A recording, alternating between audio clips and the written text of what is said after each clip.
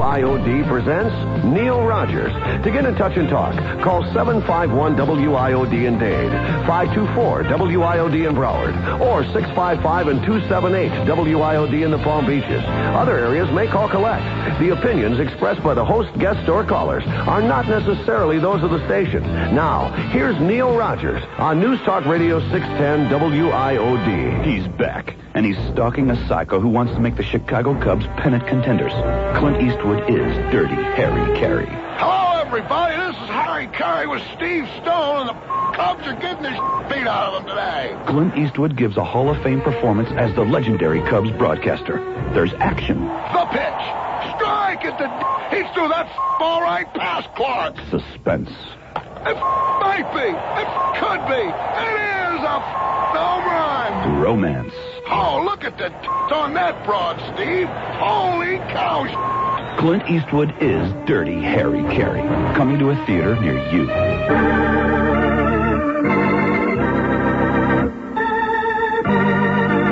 What's all the anticipation here this morning? Even Carly Simon never saw anything like this. Is that a legitimate call? On line 3? Collect? Hello. Yes. Neil? Yeah. I'm in a little town just north of Gainesville called Alachua. Okay, with a population of about 4,000.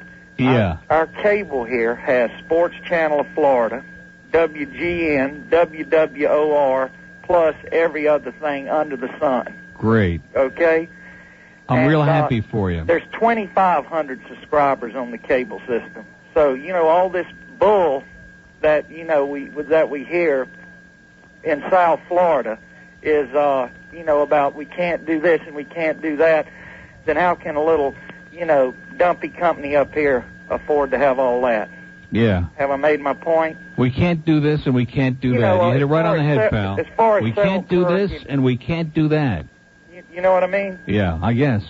As far as Selkirk and all the big boys go. Yeah. And here's a company with 2,500. Can I ask you a question? Sure. How long do you think I'm going to discuss this morning? I mean, we love Sports Channel of Florida and all of that other stuff, but how long do you think I'm going to discuss this? Nothing. I just wanted to pass it on. Okay. Well, we're real happy for you, and stay up there, okay? It's 10:07 at WIOD. Boy, now we really threw my whole rhythm off here this morning. Anyway, I see a couple of lines already lit, although nothing earth-shaking. Have you noticed that? Nothing earth-shaking. There is something missing, you may notice already this morning. And I have a little dilemma of my own here. I can either gloss it over and give you a sugar-coated version of why the bird is no longer on the show, which was my original intention, because I don't want any friction, any hostility, any personal antagonism.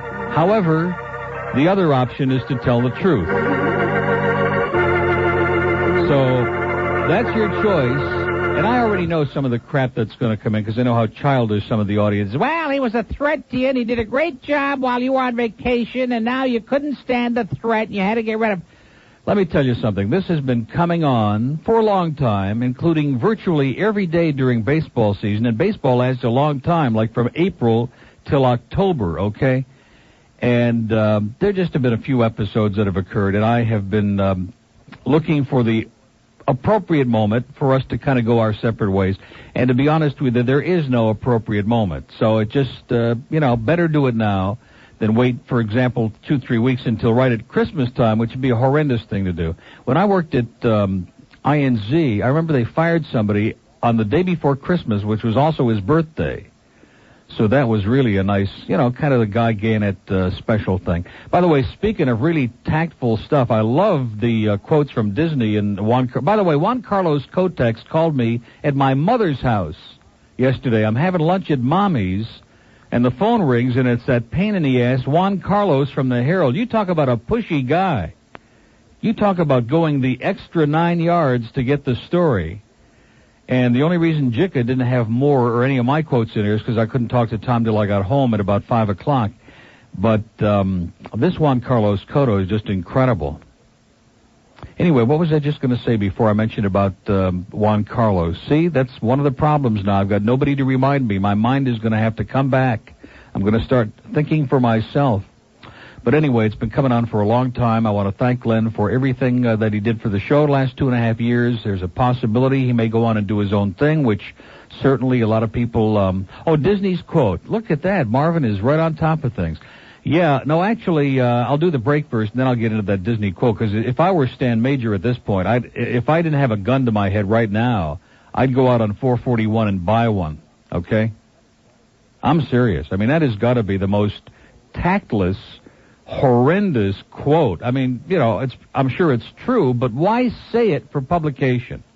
In fact, if you notice the promos that we run on the radio station for talk, they don't even mention Stan's name, which, like him or not, I mean, he is on the air now. I mean, temporarily or permanently or whatever it's going to be, but I mean, he's there in a major day part, an afternoon drive, and we avoid mentioning the name like the plague. Now, look at that phone. Isn't that kind of interesting? Isn't that fascinating? Because I envisioned, to be honest with you, because I knew it would be in both papers this morning, I had a feeling when I came in that every line on the board would be lit up, either in protest or... And I don't want to take the opportunity that Glenn is gone to sit here and rip him, because I'm not going to do that. I will give you my own personal feelings about why I decided to go back to doing the show alone, but I'm not going to rip him because I like him personally. We don't have a bad relationship, but he's got to go and do his own thing, okay? He had the softest job in broadcasting. He had a cush job, was being paid an enormous amount of money to sit here and eat and cackle a little bit, and it just became, there was a certain on-the-air antagonism that existed when I wanted to talk about certain things that he wasn't interested in, and it just got to be too much, okay? Also an antagonism that was created with some of the callers out there, kind of like me against you kind of thing, and those things just don't work out. It's like a bad marriage, if you pardon that very poor analogy. Anyway, it's 12 minutes after 10 at... This is the Neil Rogers Show. This is your brain. Any questions? I'll tell you what's really disappointing. We got a lot of cowards out there this morning. No, not a lot. A couple, would you say? Couple who have called Marvin and screamed in his ear and bitched me out. I'd rather hear it myself. It's much more fun for me to hear it and for the audience to hear it. It's lots of fun. So if you want to do that, go right ahead, because it isn't going to bother me in the least bit. And I'll be disappointed, quite frankly, if we don't get a little bit of that. But anyway, the article by Juan Carlos Cotto, it says Neil Rogers' sidekick gets the boot. It goes on and talks about the fact that Glenn is gone, etc. But then the paragraph that I find absolutely incredible, WIOD General Manager Mike Disney said Hill is a candidate for a weekend show or the 2 to 6 afternoon drive slot left open when Steve Kane moved to New York in October. Disney said the station is not set on keeping Stan Major, the current fill-in for Kane, and is considering hosts from around the country in addition to Hill. I must really repeat what I said before. I just can't believe that Mike really said that. Do you think he said that? Do you think Juan perhaps just made that up? Because it's one thing to feel that way. It's another thing to quote it for, I don't know. If I were Stan, like I said, I probably would have already pulled the trigger, so he may not be here. I may have a long show all by myself today. I think we ought to have a little party today, by the way, don't you? I don't want to sound like I'm dancing on somebody's grave, but I just feel like a rock has been taken off my back, and I know Glenn is listening. I don't want him to take that personally or feel bad, but it just developed. There was kind of like this on-the-air antagonism, and like I would say a lot of things, and there'd be this sigh, like, oh, gee, you're not going to talk about the Cubs again, or about Hialeah, or about upstate New York, et cetera, and so on.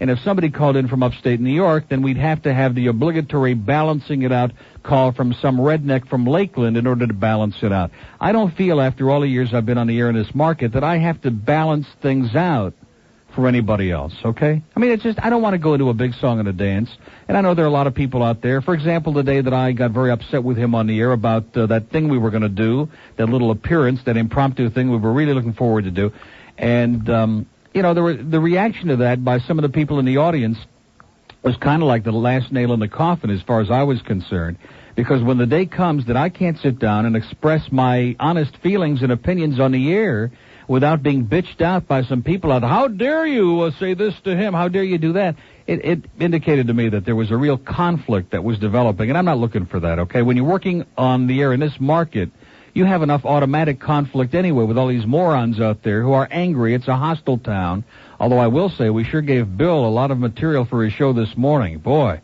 you talk about really capitalizing, talk about dancing on somebody's grave. But he did a great job of it, though. 1017 at WIOD. Let's get right to these calls, because I have a lot of other stuff here, but I'm sure that one way or the other, we're going to hear the good, the bad, and the ugly. Dade County. Can you tell us the true story about the verb, please? Was he a threat to you? Yeah, a threat, yeah. Okay, good one. Could barely speak, but right on target. Boca. Boca's not there. Okay, good start. Manny from Kendall. Neil, how you doing? Great, Manny. First of all, I just want to welcome you back. Let's not do any preliminaries here, Manny. Let's not have any verbal foreplay. Well, let me tell you the truth. Let's get right down to it. I was reading the paper as usual this morning, and I was in shock when I read the article. I couldn't believe it, but I really can't say that you couldn't see it coming. Well, that's what amazed me, because when I talked to Glenn last night, he said that he was totally shocked, and he said the same thing in the paper. He thought he was going to be doing this for the rest of his days, and never dreamed that this was coming. I had many, many conversations with him off the air in recent months. I mean, not real recently, but in recent months, and even some on the air where we had some had it out over the fact that I just wanted to go ahead and do what I want to do. Yeah. And I just don't think it sunk in. He really was being paid a lot of money. I mean, a very substantial amount, more than some people, some friends of mine who've been in this business for 20, 30 years, who have paid their dues, who have earned their credentials, if I can use that expression. And all he had to do was sit and kind of cackle and eat some lunch and read the Inquirer and shut up. Yeah. But it just it went beyond that the last several months, especially during baseball season and at other times. And I'm not going to fight with people on the air. What's interesting is there's a quote in there that it's not going to be a two-man show. And I never listened to you when you were by yourself. I started listening to you when you started at Zeta. But well, it may come as a shock, but I actually did many years all by myself and somehow managed to fake my way through, you know? No, my point is that through those 2 years that I've been listening to you, you could actually tell that that things have started to bother him and that he's, actually thought that he's had a bigger part in the show, which he actually did. Well, I think it's time. I really do believe he could do his own show somewhere, like maybe on weekends here or on FTL or... He could do nights here from 8 to 11 would be a great time. I don't want to rock the boat there, but as long as Disney's opening his big mouth, I might as well suggest that, he'd be fine for 8 to 11 would be great. But I think that's true. I think he should be doing his own thing, and then there's not the friction, and he's got his own core of, like, like Johnny Dark, and he's got a lot of people who like him, and he's got his own little agenda with Phoebe Cates and all this other crap. And that's great, but it just doesn't fit into my agenda. Yeah, well, he's going to be missed, and he will have a group of people that'll follow him, if he does get a show of his own. And I think, today's going to be pretty interesting. I think it's going to be a day of transition, and there are going to be a lot of these morons calling up saying that he was a threat to you after last week. That's the operative line. I got news. Anybody who knows Glenn knows that he's not a threat to anybody, okay? No, he just isn't. That's just not his thing. Yeah, he may be a threat to Irene Rich. Well, no, he really isn't. He's just not a forceful kind of person. He's more laid back, although, occasionally grumpy, but I guess we're all like that. Yeah, but his attitude really was getting, too much for it to handle. All right, I just thought I'd talk to you. I thought I'd get my 2 cents and have a great day. At least 3 or 4 cents. Okay, Manny. Okay, Neil, love you. Have a wonderful... Well, don't say that. Have a great day. But I do. I know. That's what I'm afraid of. See ya. Bye. Okay. 21 after 10 at WIOD. The calls are coming in fast and furious now. And what can I say? It's one I feel... No, I don't feel bad, because I know that he'll do okay. And I said to Glenn last night on the phone, I said...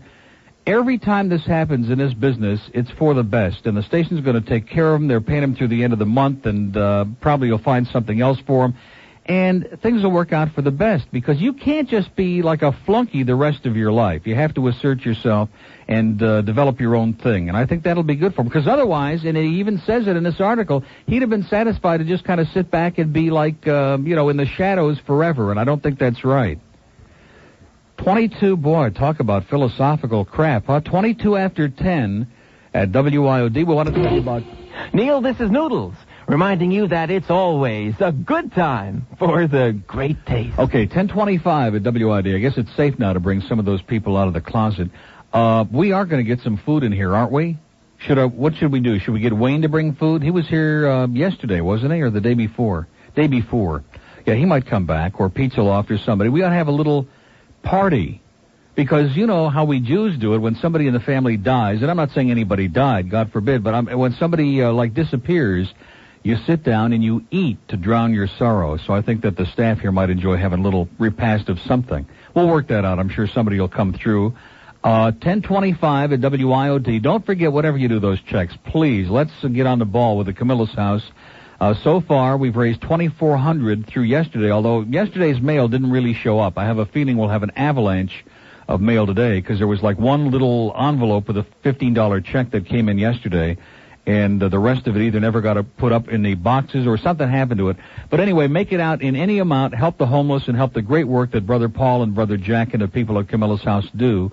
And make the check out to Camillus House, Camillus, and mail it to Neil Rogers, WIOD, Miami, 33141. And with every donation of $20 or more, we will send you a cassette.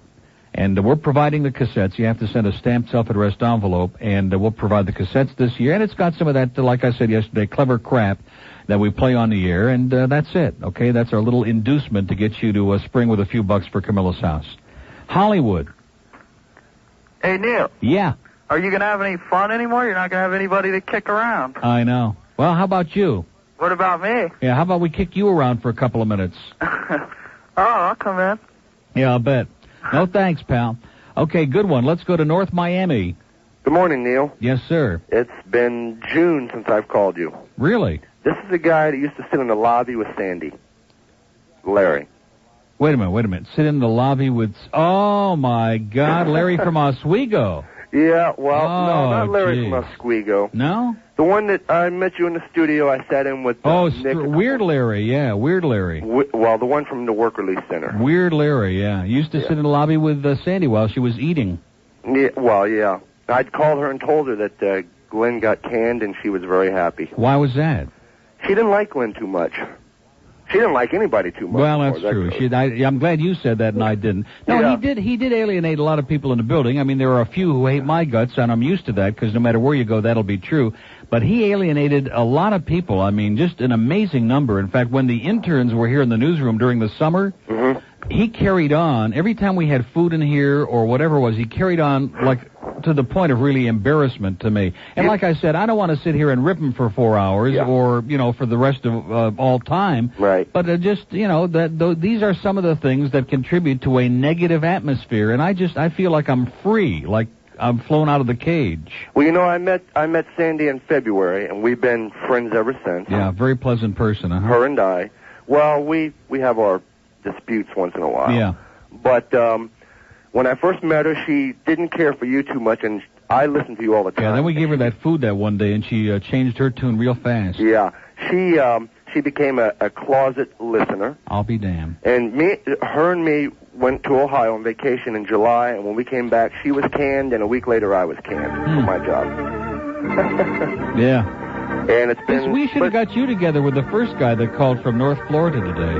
No, I don't think so. It was great. I don't think so. Yeah. Anyway... It's kind of like a little soap opera story. Yeah, but me and her are very good friends. But well, that's good. Are you making any babies or anything constructive? Because after all, we need more and more babies to keep the population afloat. No, not at the moment, Neil. We sure miss Sandy around here. Everybody in the building is shedding a tear just at the mention of her name. I doubt that. In fact, there are people impaling themselves with sharp objects even as you speak, Larry. Neil. Yes. I want you to know. In I closing. listened to you before Glenn. Yes. I'm a BG before Glenn. Okay? I listened to you before Glenn, and you were great. Yeah. And I listened to you at Zeta with Glenn. And I remember when you brought Glenn over with you. I was really surprised that you brought Glenn with you to IMT. Well, see, that was a mistake. I got to confess, because he was on the morning show. There was a great chemistry with Caprita and Glenn and myself. And on a morning show, you need a team. I don't care who it is. I mean, Ranieri, as good as he is, he's still got all these. He's got Roger in here, and he's got Sonny and Henry and the news people and all. A cast of thousands and Soper. Right. And the morning show requires a team, but the rest of the day you don't need somebody else to sit in the background and make guttural sounds. When Glenn went on vacation a couple months ago, you made some good points. I was listening. Even though I haven't called. That's probably when I really made up my mind that I was going to go solo again. I had a real good time during that period of time, and I didn't have to apologize for anything I was talking about, and I didn't have to witness any emotional outburst because I brought something up about baseball or sports. It just we just have very diametrically opposed interests, and if he gets his own show, he can talk about whatever he's interested in. I remember when he had Lakeland his show. and Phoebe Cates, you know. I remember he had his show on Saturday morning, and he would come in and stay with you for like 10 or 15 minutes into your show, which was fine, and bring you the mail and kind of drop in and play off of you.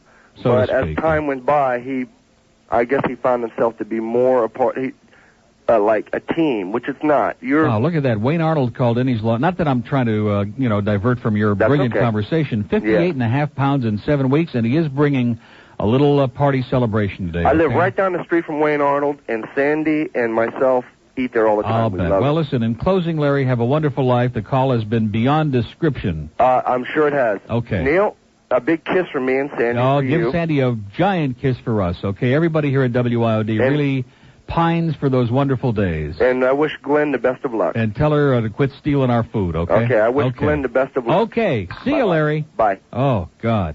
10:31 at WIOD. God, do I feel like we're having a little fun already. Isn't it? Now, I got to ask you this, because Marvin doesn't pay any attention anyway, but isn't there a different ambiance about things already, or is it just my imagination? I guess with you it doesn't make any difference because you're not paying any attention. But for me, and I don't want Glenn to take that negatively. It's not personal. I told him that yesterday. It's not personal because I like him. I consider him a friend, and et cetera, and so on. And there's Disney, by the way, who came in to apologize to Stan for those outrageous remarks, even if they are true. But anyway, it's what can I say? Life just goes on in the big city, and I hope Glenn does real well and all of that other stuff. But we all have to. He has his thing, and I have my thing. And believe me, it's not much. Okay, 10:32. Let's go to Coconut Creek. Hello. Hi, Neil. My name's Pam. How you doing, Pam? Good. I met you at Specs when you did your show there. I'll be damned. And I shared some obscenely rich dessert with you that Johnny Dark was actually feeding it to Oh, from Cafe Max. Yes. Yeah, that was incredible. Oh, it was, Yeah. Yeah. Well, I know you're thinking or you're planning on going solo, but I wanted to apply for the position. Pam, let me put it to you this way. There isn't any position. In other words, I don't have any sidekick. Now, maybe you want to call Stan, because he's just dying. No. Now, why do you say that? Why do you say it? Well, don't start in on Stan now. Well, you brought it up. Well, you're right. I don't know. That's a bad show. I can't listen to it anymore. You're the only thing that WID has. Oh, gee. Oh, now don't put me in that position again. I'm the only thing. Ranieri's on his way home, spitting at the radio for hearing you say that. You listen to Ranieri, don't you? Only for the traffic. Oh, well, there you go. And the traffic's wrong all the time anyway. It is. Well, that's Joe Brennan. Yeah. A lot of medication, I think. I miss Clarence a lot, actually. Yeah, we're going to bring Clarence back if we can find him. Okay. He was last seen over North Carolina. Well, you might want to bring me in just every now and then. No, Pam. No auditions. And Marvin's so cute. We might bring, Marvin's real cute. He is. We might bring some of the interns back to audition for a sidekick. Oh. Unpaid, of course. Well, I don't cackle, but I like to eat. No, we don't need any sidekick. If you like to, we could have people at Wynn's before Glenn actually became part of the show, and then afterward.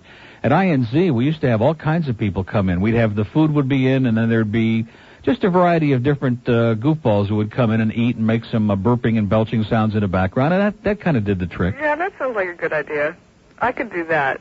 I'd be good. Or we could play oldies and bring Mitch Ween in to read the record labels and give us all the numbers and, and bring back some of those old jingles that really do it for us. Well, I don't know. So what do you think, Pam? You think we're going to make it? I think you will. I mean, you're the show. You think I can make it till 11 o'clock, Pam? You have 25 minutes. Yeah. Yeah. And every line is lit, Of course, this won't last forever. This is that little honeymoon period, right. But you know how these people are. Right. Okay, have a great day, and I'll give your name to Stan. Oh, no, don't. See ya, Pam. Okay. Oh, poor Stan. Boy, first he gets butchered in the paper by Disney, and now Pam does this assault, this unnecessary assault. John Bernetti wants to know if there's an opening. Leave him alone. By the way, I want to congratulate Hank again for that brilliant job that he had that scoop. Of course, it turned out to be wrong, but that great scoop you heard first 2 nights ago on WIOD about Hialeah closing after today. Attaboy, Hank. You're really on top of things. Hank will be on to defend himself on Sports Talk tonight, as a matter of fact, so call in and rip him a new ass, okay? Really let him have it. But now it looks pretty grim. I was thinking, and I shouldn't get started on this again, but I was thinking, wouldn't it be something if Saturday, Sunday, and Monday, enormous numbers of us showed up at Hialeah? Of course, at that point, Brunetti wouldn't know what to do, But and I know it's probably not going to happen, but I was just thinking, wouldn't it be great if like 5,000-6,000 people showed up on those 3 days? Because they are racing, as far as I know. The horsemen are having a meeting right now, but I think they are going to race through Wednesday the 13th, a week from today, and then they got the meeting in Tallahassee, and at that point they're planning on pulling the plug, which I can't blame them. But wouldn't that be something if all of a sudden people realize that we haven't just been feeding them a line of BS, that unless they show up and support the place, it's going to be history. And I know most of you don't give a crap, but it's just an idea. Anyway, I want to tell you about first 1 till 11 at WIOD. You know, I also think back to the remote that we did at Toyota of Hollywood sometime this summer.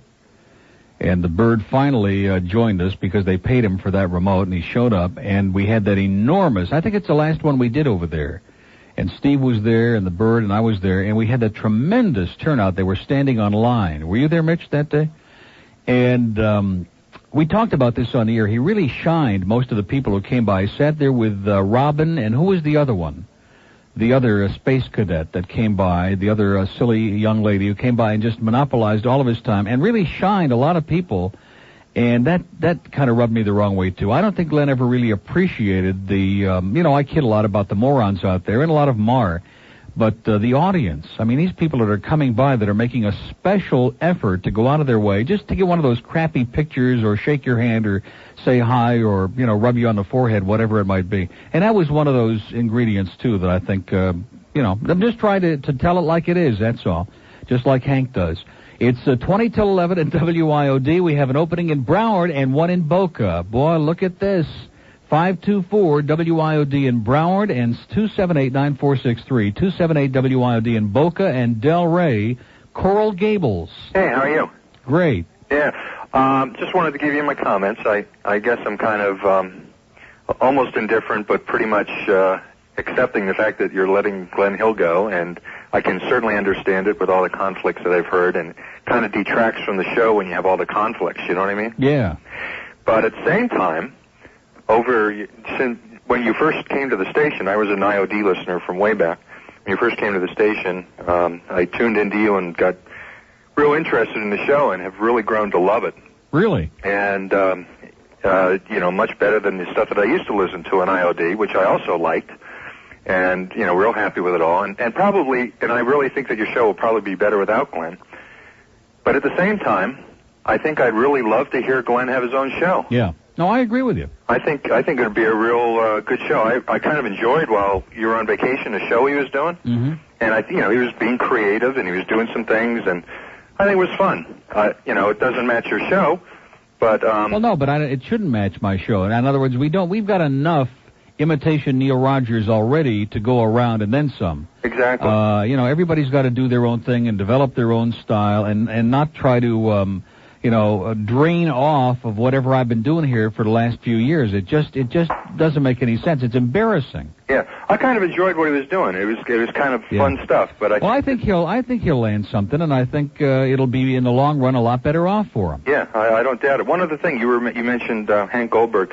Well, this is old stuff, but I'm kind of curious because I never really did hear what happened. But was it Hank and Steve who had that had that conflict about the Dolphins, and Hank ended up saying, or somebody ended up saying, that Steve would be gone in 6 months? Yeah, but Hank blew it because he never put up the check. Steve gave Sharon, who was here at that time, $1,000 check to hold. What a shame! And Hank blew it. He never put up the check, and if he would have, he would have had an easy grand, boy. It would have been the easiest $1,000 he ever made in his life. Yeah, wouldn't that have been something? Yeah. All right. Well, thank you. Okay. Bye. Of course, not Hank's only mistake of the year, but nobody's perfect. Listen, Hank, don't take it personally, don't take it hard, but you are on occasion really full of crap, okay? I mean, that thing about Hialeah closing today, and just breathless.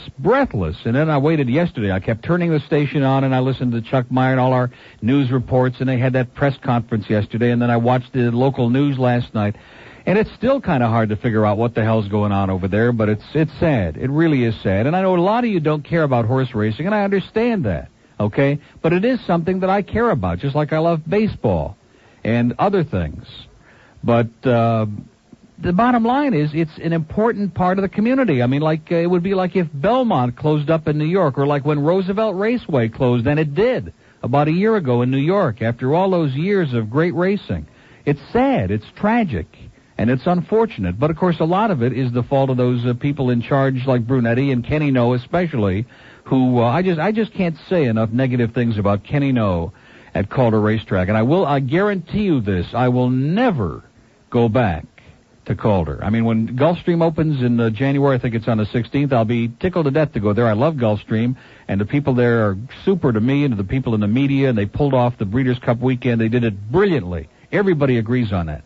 But Kenny No, and he needs me like he needs a hole in the head. That's not the point, but it's just a matter of principle. And I heard through the grapevine that out of spite, he's talking about taking some advertising dollars off this station and sticking them elsewhere now because, we're not running the race results and we're not saying kind things about... Well, Calder closes in a month anyway, so it's not going to bankrupt WIOD, and it's not going to make any difference to me. But the bottom line is what he has done, the intimidation and the muscling that he's done in these last weeks are just embarrassing. It's outrageous. So you won't see me there anymore, Kenny, and I know you need me like a hole in the head. And I feel bad because there are a lot of the jockeys, Mike Gonzalez, and a lot of those guys who listen to the show, and they're great guys and tremendous talents. And Freddie Farrell, the clerk of scales, who's been great to us, and our friend Phil, of course, who we hope is feeling great, but not for me. Never again. Okay, here's a mobile in Sunrise. Hello. Hey, good morning, Uncle Neil. Good evening. It's kind of interesting. I've been listening to you for such a long time. You come like a full circle where you went to the morning show and back around again. Here you are in that same slot. Well, you know what they say, what goes around comes around. Comes around. Yeah, I'll tell you what. I have a real quick thing to ask you about Camillus House. I plan on within probably tomorrow or today sending my check on into you. But I happen to be in the coffee business, and I know in the cold weather that something like that is really so nice. And I happen to also have gotten a couple of sample cases from some suppliers, and it would be my pleasure to send them down to them. Should I send that through your station or direct down to them? Either one. Okay. Either one. But I know because I really know that it'd really be well appreciated. You bet. And, okay, just wanted to let you know, really glad to hear you, and we're always there with you. Thanks a lot. Thank you. Bye. Yeah, they always can use clothing and foodstuffs and so on. And a little later, I'll play that PSA that we've got, and it's got the phone number. I got to write that number down if we could afford a pen in here. We can't afford. Well, we can't afford it, Marvin. It's a low-budget show, and we're making some of these cutbacks because the company's only worth, $4 or $5 billion, and we just can't afford these things. Okay, we have an open line in Broward. Look at that. Thank you so much. Does it right, though? That's the question. Look at that. It's got a little bit of ink left in there. Open line in Dade, 751 WIOD. Let's go to Lantana. Good morning, Neil. Yes, sir. The first time I'd heard of you, I was turned on to you by a friend who knows that I'm a diehard Cub fan. Uh-huh. And the only time we've ever spoken was when you were at Murphy's Bleacher Bar. And we talked for a couple of minutes about the Cubs.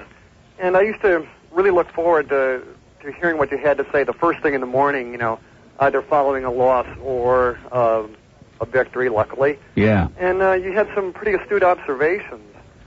And I have to confess that I was somewhat disappointed when you didn't amplify on what it was that you felt. Well, yeah, I didn't amplify it because as soon as I would start talking about it, I'd start getting these looks, and he'd get red in the face and put the microphone, lay it down on the table, and make clunking sounds with it, and put his head down. And I don't give a crap. I don't care if he's interested in the Cubs or baseball or not. The fact is that most people are interested in some sport, whether it's baseball or football or whatever it might be, or horse racing, or a combination of all of them.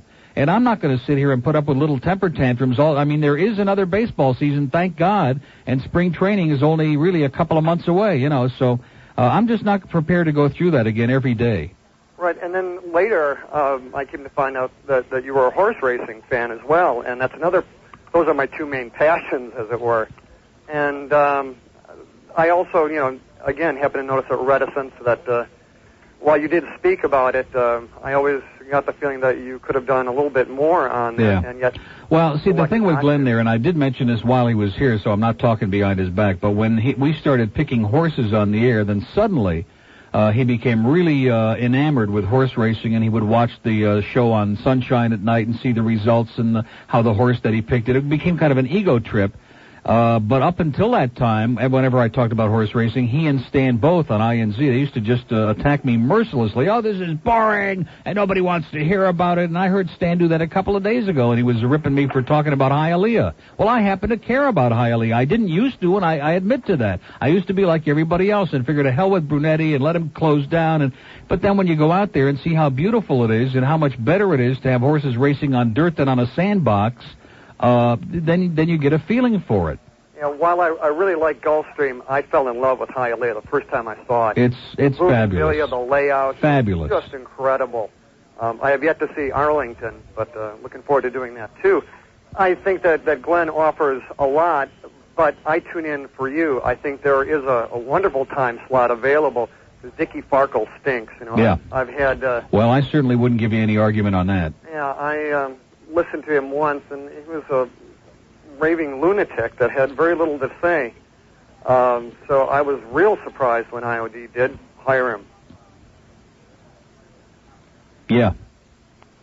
But that's my 2 cents worth, and I'm looking forward to the new '90 season with the Cubs. I've got great. You and me both. Believe me, I miss it every day. It's like somebody is taking a piece of my life away. And the only thing I'm sad about is that Dwayne Stantz isn't going to be on the Cub broadcast anymore. He went to the Yankees. I understand that. Oh well. But we'll survive. We will. As long as we got Harry and Steve, we'll survive. Okay, have a good one. You too, Neil. Okay, it's 11 till 11 at WIOD. We have a celebrity caller, Chronic. Oh, Neil, say it's not so. I have no life. This is the man they were thinking of when they came up with that line, ladies and gentlemen. Star of state. We want to wish happy birthday to Tanner, by the way. Yeah, it is his birthday today. Who is 19 today. America's 39 again. America's second oldest teenager, next to Stan Major. And me. And you. Yeah. Not me. I'm an old fart, pal, believe me. I'm getting older every minute. No, two things I wanted to say. First of all, yes, Don. Are they going to stuff the flamingos and sell them, or? Don't be cruel, will you please? As Elvis would say, don't be cruel. The flamingos will be there come hell or high water. As long as somebody feeds them, the flamingos will stick around. Oh, but they just got them to breed. I don't know. I mean, was it last year they just figured out some way to get them to breed? Well, leave it to you to be talking about that, you know, Mr. One-Track Mind. I don't know anything about bird breeding, okay? Our expert on that is no longer here. The main reason I called was, you know, your audience seems to be missing a point here that you and I, after 2 or 3 years in this business, have finally realized it's only radio. You know, people that are in radio understand that the entire dichotomy of the business is, first of all, you're going to get fired. You know, you're going to end. It's a constant upheaval of employment. Yeah. You're going to be changing jobs. It's an awful business. You're going to be changing jobs. But let's face it, there are very few people who are fortunate enough, I want to hasten to add this, to get that kind of a cushy position and be paid that amount of money for, 2.5, 3 years period of time. So, yeah. Well, some of us should kiss the ground. I've been doing it 4 or 5 myself. And I've been fired from some of the finest broadcast facilities in this country. And easy to understand, no question about it. Well, listen, I hope you don't run into any of those desperados out there in the Everglades, and keep yourself in one piece. I'm trying my best, and I'm looking forward to the stuffing of the flamingos. Okay, well, listen, stuff this. Actually, to tell you the truth, I hope the park doesn't close. It is probably the most beautiful racing. You know, I go to the track a lot.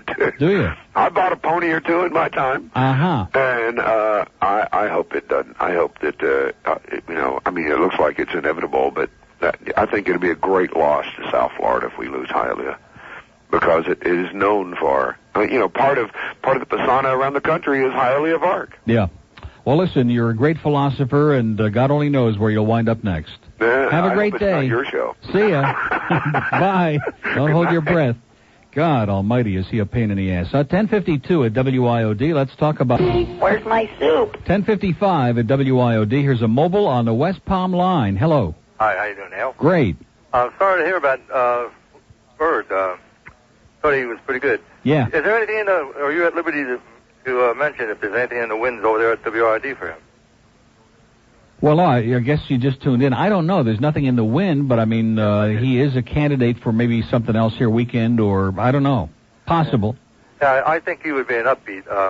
I'm very disappointed with your afternoon show there, Stan. I think he's a down. He's He's always down. If he could get an upbeat, he'd be fairly good. But like you're an upbeat. Even though you say a lot of things negative, it's an upbeat message. Upbeat negative, yeah. Hey, no, I mean, that's a negative right there. But I think that he would do very well in Stan's slot. I think he would be very well. Well, I think the business has made Stan a little bit psychotic, and he's so insecure. And now, of course, after these things that Disney said in the paper this morning, I mean, if he shows up alive this afternoon, it'll be one of the great miracles in the history of the business. So the business tends to get you down, and the fact that people don't call gets you down. But you're right; you have to be upbeat, beat up. All right. Anyhow, I wish Glenn a lot of luck, and wherever he goes, I think he was a good part with you. But I'm sure better things are happening. I'm sure of that. Okay, thanks a lot. Thank you. It's 10:57 at WIOD. Now, don't rip Stan. I mean, geez, don't we have enough problems already? And it is true, he's a little on the grumpy side, but don't rip him. Oh, that Tiny Tim yesterday, did that do it for me, man? Did that do it for me? Tiptoe through the tulips. I mean, Stan. You know, I thought the Clancy Brothers was pretty outrageous, okay, but Tiny Tim. And, and we got sucked into that. There's no question about that. We love our friends up there at Hemingway's. We wish them all the luck in the world. I know they're going to be a sponsor, and they got great food. But Tiny Tim, and then, of course, you notice after 3, it was like Death Valley days for a while there. And I just, Stan doesn't understand that. See, after you drive everybody away, and you wonder, when are they coming back? Maybe Stan will come in early today. We can have a little, that would be bad. That would be bad, wouldn't it? Would that be a bad idea on the first day with Birdless? That might be. But I was thinking we could have like a little seminar, okay, and see if we can't come to a meeting of the minds. Let's go to Hollywood, a mobile. Yeah, how you doing? Okay. I want to clarify something about the racetracks. Who should we actually be blaming, the other tracks or that stupid racing commission? Both. All of them. A plague on all of them. Because I still don't understand. How do we get the racing commission? How do we get them? I think they're appointed by the governor. By the governor? Nobody elects them. Because they are a bunch of jerks. Yes, they are. They don't know anything about the sport. They know nothing. They don't know anything about pari-mutuels. It happens all the time. No matter who the governor is, they put some putz in there who knows nothing about the sport.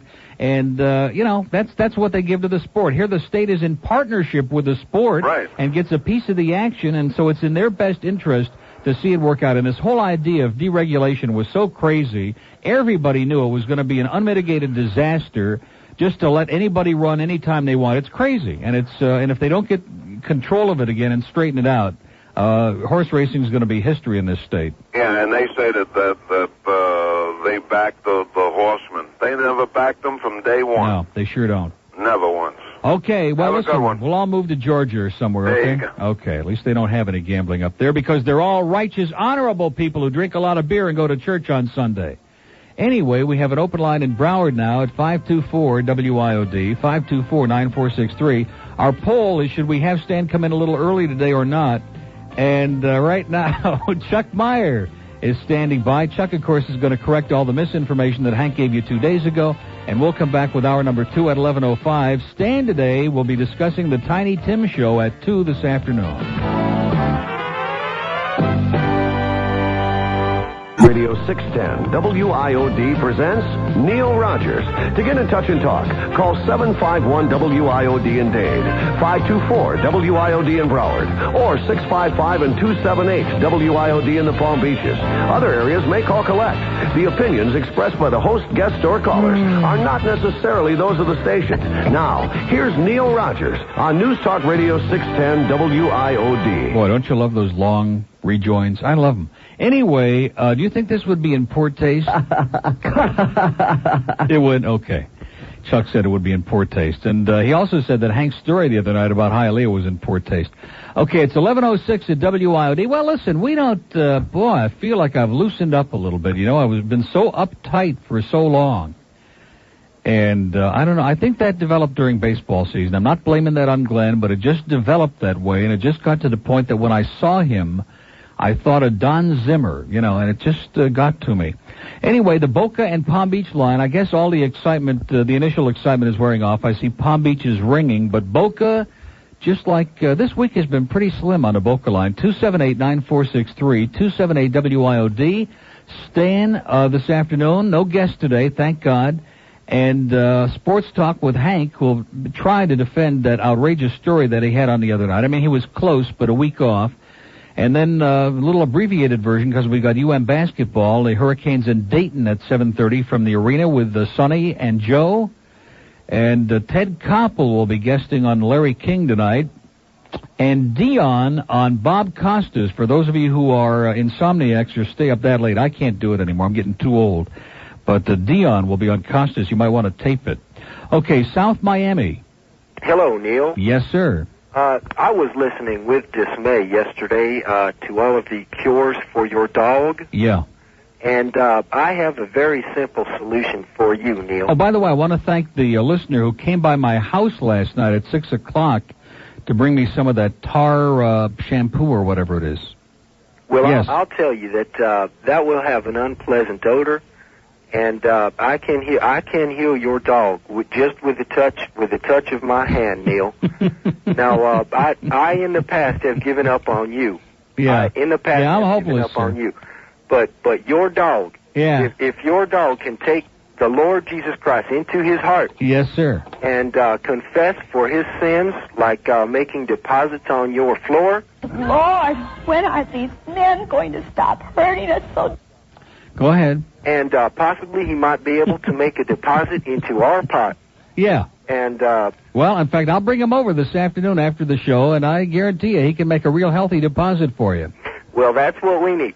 That's what we need, and I can cure your dog. Okay. Thank you very much. Good luck to you, sir. We'll be seeing you. Okay. 8 after 11 at WIOD, and we have an open line in Dade where Pastor Hijinks just hung up at 751 WIOD. I want to recommend it again. I'm almost through with the book. And we do, amazingly enough, we have a few people in this audience who read books, which is very hard to find in this country nowadays. And I know that because every time we bring one up, we get people calling in, whether it was the Stranger Beside Me, the Bundy book, which I guess you must have seen, some of you, the thing on Channel 39 again last night and the night before with Mark Harmon. But the book about Jim and Tammy Faye is just so great. It's called Forgiven. It's 600 pages. It takes forever, but it's one of those you don't put down. It's tremendous. Just amazing, the stuff that they were pulling off. Almost as outrageous as what goes here at IOD. Let's go to, we got a Kane spy report from New York.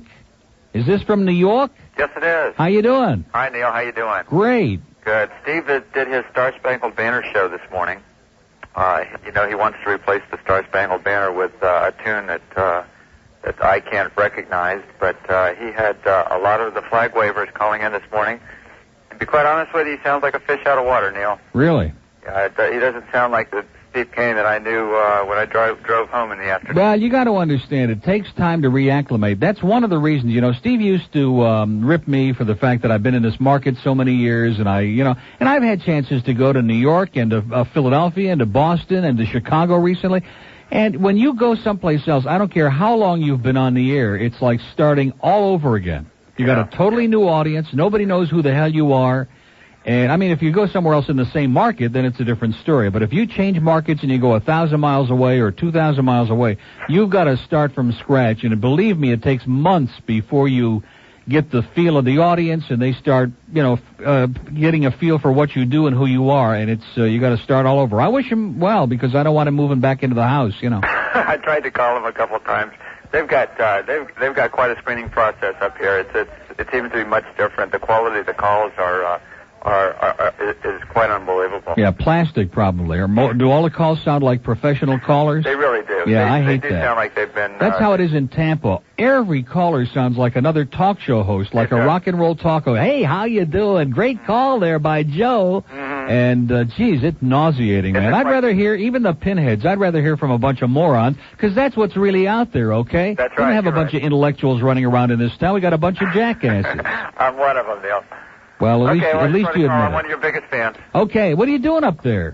Freezing. Okay, keep it up. On the way back. See you. Okay, 11 after 11 at WIOD. Look at that, a little Steve Kane spy report from New York. Okay, Boca and Palm Beach are open, so I think things are settling down a little bit. I got to be real honest with you. This is not what I expected today. I mean, we got a long way to go, but this is not at all what I expected today. I expected 500 calls like that bitch that called me. What's the real reason? Was he a threat? I expected at least 500 of her, okay? But, and maybe it'll happen. You never know. Toyota of Hollywood with a 610 WIOD. I didn't even have to tune in. I heard this show yesterday. Same old belching and the same old talking. Come on, give us a break. Okay, it's 11:15 at WIOD. The lines are lit up like a Hanukkah bush in Perrine. Wouldn't it be great if they had a giant Hanukkah bush in Perrine? Right as US 1 divides down there could be an enormous Hanukkah bush for all the Yidlach in Perrine and Homestead. Okay, let's go to Fort Lauderdale. Hello. Neil. Yes, sir. What a coincidence. As one of those who got snubbed at your last appearance at Toyota Hollywood, I don't blame you a bit. I think this was long in coming. Well, it was long in coming, and there was nothing that happened recently to inspire it, but it just had to happen. Mm-hmm. You know, by comparison, I went to see you and Steve twice, once at Penn Dutch and then the second time at Toyota. And if Steve Kane can manage to act like a human being out in public, I don't see why it was so hard for Glenn. Yeah. Well, I was kind of embarrassed, and I just there are certain things you say to people, and there are some people who absorb it and they understand it, and there are other people who are like a piece of coral. You know, they really don't absorb anything. My theory about what happened is that Glenn didn't have that top spot all the time. I mean, he was really struggling in the industry. And you elevated him to a position I don't think he was really ready for in terms of his behavior. And, he came across as an amateur when I saw him up at Toyota of Hollywood. By the way, that was the dork lady. Oh, yeah, the dork lady and Robin, yeah. It's that was an embarrassing performance. Yeah. And the thing of it is that after one of these things would happen, he would always deny it. Oh, that didn't happen. I didn't do that. And I don't know. It just he has his own priorities and his own agenda and his own idea of what he enjoys and what's amusing and what's funny and what Johnny Dark, whom I find to be a really objectionable, pain in the ass, freeloading guy, and that would be fine for his show. I really do believe that if he had his own shtick and his own show, I think he could do very well on this station or another one. But not. I just can't sit here and try to pacify all of his whims because that's not what I do. Yeah, well, look at this quote in the newspaper, the biggest shock of my life. I could see this coming. Yeah, well, I'm shocked that he said that. He said that to me last night on the phone several times, and I didn't say anything to that, but I was shocked that he was shocked because certainly there have been enough episodes over the last few months that he should have seen it coming. Yeah, and you've given him more than enough chance. You said it before. I don't think you mentioned it today, but you had enough off-the-air talks with him that to readjust his behavior, and I never seen anything change. Well, the bottom line is you hate his guts, and you're glad he's gone. I mean, let's not beat around the bush. Thank you, Neil. See, I don't want to do that because I don't dislike him at all. I like him personally, but professionally, I just feel that he's got to do his own thing. Yeah. Well, Neil, I've been listening to you since I was... And quite frankly, seeing the response and hearing the response so far, I'm really amazed. I don't think that there are that many people out there who are going to go to 100 Biscayne Tower and jump off the top floor. I just don't think that's going to happen. Absolutely. As a matter of fact, I thought today was going to be crank day for 4 hours, but it hasn't been. Up until this call. No, Neil. Neil, I'm a big fan. I've been listening to you since your Tuesdays. It's just a joke, as Jay Michaels would say. Okay, Neil. Well, you're doing great, and keep it up. Okay, we probably have enough material to get till noon. Okay. Okay, see ya. Bye-bye. 11:19 at WIO Dean, and we have an open line in Brown. Maybe the Dean could come on and be the sidekick. Of course, when I'm on the air, no one else needs to be on the air. Yeah. Whatever happened to the Dean? Is he on? Does anybody know? Is he on PBR? Now, there's another interesting sidebar to this, too, and that's Fat Rich. I know Johnny Dark will not be coming by anymore. Oh, thank the Lord. But how about Fat Rich? Now, Fat Rich, of course, if there's food in here, I guess he'll probably come by, right? He came by on Monday, and plus he's involved in the Camillus House thing. He's made a commitment to put all the names on a computer and all the donations and so on. Which reminds me, by the way, is anybody bringing any mail in anymore? Yesterday and today so far, nothing. And I know there's plenty of mail out there, and I sure wish I knew what the hell they were doing with it. I guarantee you we got a crap load of mail, if you pardon that expression, and I think they must be eating it or something up front, because I like to keep this Camillus House thing current. And through yesterday, we had allegedly $2,400, but I know we got a lot more than that if we could ever get the rest of the mail open and get it in here. And a few people will get off your ass and get those checks in the mail, okay? Do it today. And I'm going to keep bugging you about it right through the end of the year, okay? But especially before Christmas, we want to get all that cash in so we can turn it over to the Camillus House and they can use it to help the people who need it at the holiday time. Miami Lakes. Yes, good morning. Yes, sir. I wonder if you could clarify something for me. I'm not a big track fan. I go there occasionally. It's just such a nice place to go, and not a big bettor, but I've, bought a few seats or so. Are you talking, or are they talking about closing the doors? Are we talking permanently? Or is this until the Possibly. It all depends on what happens at the meeting next Wednesday in Tallahassee. It depends on what the legislature allows him to do. If they allow him to bow out of this meeting and continue to keep his racing permit, then, any one of a number of things might happen. The state may start to regulate it again and end deregulation, in which case they would assign the dates, and he might decide to run that 40-day Saratoga-type meeting, which has been suggested, or a number of other things could happen. It all depends on what they decide next Wednesday. They don't rotate the dates anymore like they used to do? No, see, what happened this year, the craziest thing ever, they decided, the state just threw their hands up in the air, and they said, okay, total deregulation, you run whenever you want to run, and we're just getting out of it, which was the dumbest thing anybody could ever do, and now it's just about caused the demise of Hialeah. So if they see the light up there, they'll realize that that's never going to work, and they've got to go back to regulation and setting the dates. It would just be a shame. It would be a crime to ever close that place down. Crime is the word. You bet. It's fabulous. You know what it is to try and get into a park around here somewhere on a weekend or so, just to go sit in a chair or whatever you might want to do. Yeah. And there isn't one in any county that I can think of that can even match the beauty of that place. I agree. And what do you pay to get in there? $2 to walk in the door? Well, you can get in most of the days. People can get in free. There's got to be something done about this. I'm with you. Okay, well, cross your fingers. I'll try. Okay. Thank you. See ya. Hank will keep us posted. 22 after 11 at WIOD. Now, I will say this. We do have some people in the building with selfish motives who are glad that we have an empty chair over there so that they can suck up more free food, but that's okay. We understand. It's good today, too. I mean, it's always good, but it's great. Also, the good news is that they've been hoarding the mail, and there is some Camillus House mail, although not, here's a bunch. Good, great. Uh-huh. Okay. Because I was getting a little bit nervous about what was going on with this stuff, but it's here, and this is even without today's mail. But, it's a trickle, it's a start. So probably we got about $3,000, or maybe a little more than that, once they tally all of this in as well. And I'm sure that Fat Rich will be here tomorrow, right?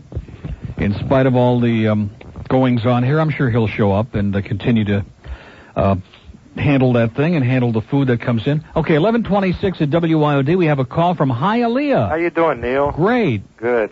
Must be an omen or something. It seems every time I call, Wayne Arnold just comes in with a bunch of Neely burgers. Yeah, that's it. He hears your voice, and that does it. Well, we get half a dozen at least once a week from there. They're great. They are great. They are. About the bird, I used to listen to him when he was on 94, and he was doing the, I guess he was doing the nighttime or something. And he was great. I used to listen to him all the time. It was perfect for him. He just didn't do well on your show for some reason. I don't know what it was. I mean, when you guys would play off each other, it'd be great, but then he'd start bitching and complaining, and then it'd be bad. You'd have to almost turn the radio off. Yeah, I don't like to apologize for the things that I want to talk about. And, as far as the audience is concerned, if they're not interested, they can shut it off. Yeah. But to be sitting in here and have to fight with somebody about what I'm going to talk about, and, then he would go a couple of days, and it would settle down again, and then we'd be right back where we started again. It was like a constant recurring, like a bad yeast infection that wouldn't go away. There'd be one subject. There'd be one subject that he didn't want to listen to or talk about. And the two real ones, baseball and upstate New York, were the two. I mean, there were others, but those two in particular were just like the kiss of death. What's wrong with upstate New York? Well, I don't know. I guess it's just not as important as Lakeland. What are you looking for, Nick? There's a whole bunch in here. We got all kinds of stuff. Don't panic. Yeah, well, I like him. Like I say, I'm not really sorry to see him off your show. I do like him. So in other words, you think the popular consensus is that the world will not come to an end? Not today. Probably not tomorrow either. But maybe on Friday. Maybe on Friday, where he gets her paycheck and spends it all. There you go. Okay, thanks a lot. One more thing. Yes, sir. I have an office right here across from Hialeah Racetrack, and we go there once in a while, usually on Saturday.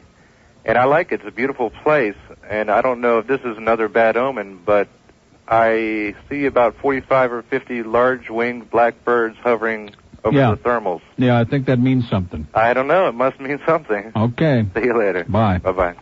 28 after 11 at WIOD. They are racing today at Hialeah, by the way. I think yesterday they hit the all-time low, $94,000 handle. I mean, we could take up that much in an office pool in this building, especially if Hank came in. But I think a lot of people, were concerned and didn't know whether they were even going to be open or not. They are racing today. They'll be closed tomorrow, which is their regular schedule, and then they'll race Friday, Saturday, Sunday and Monday, Tuesday and Wednesday of next week, and then that'll probably be it because they're having the meeting next Wednesday.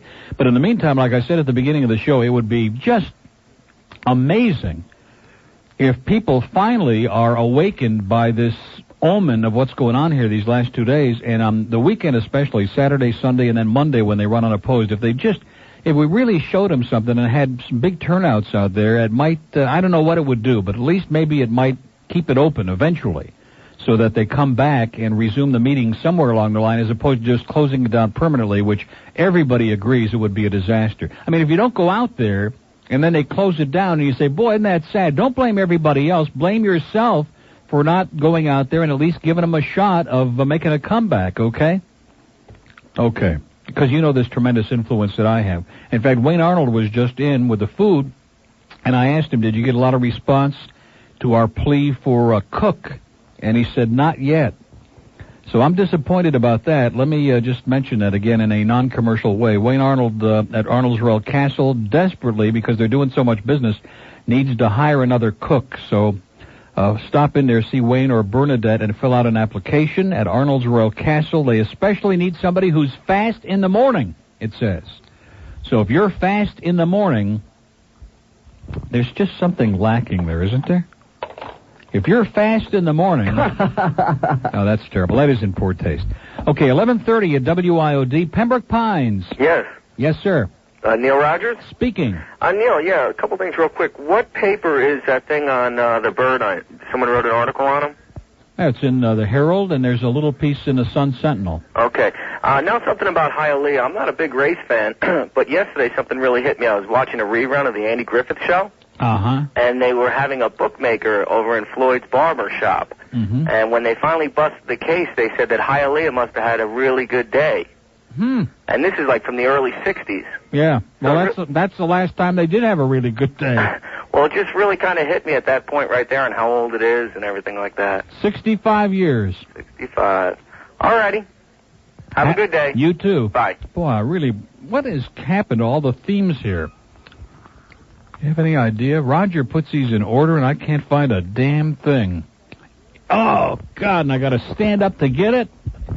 One moment, please. It has no impact now after the call is over.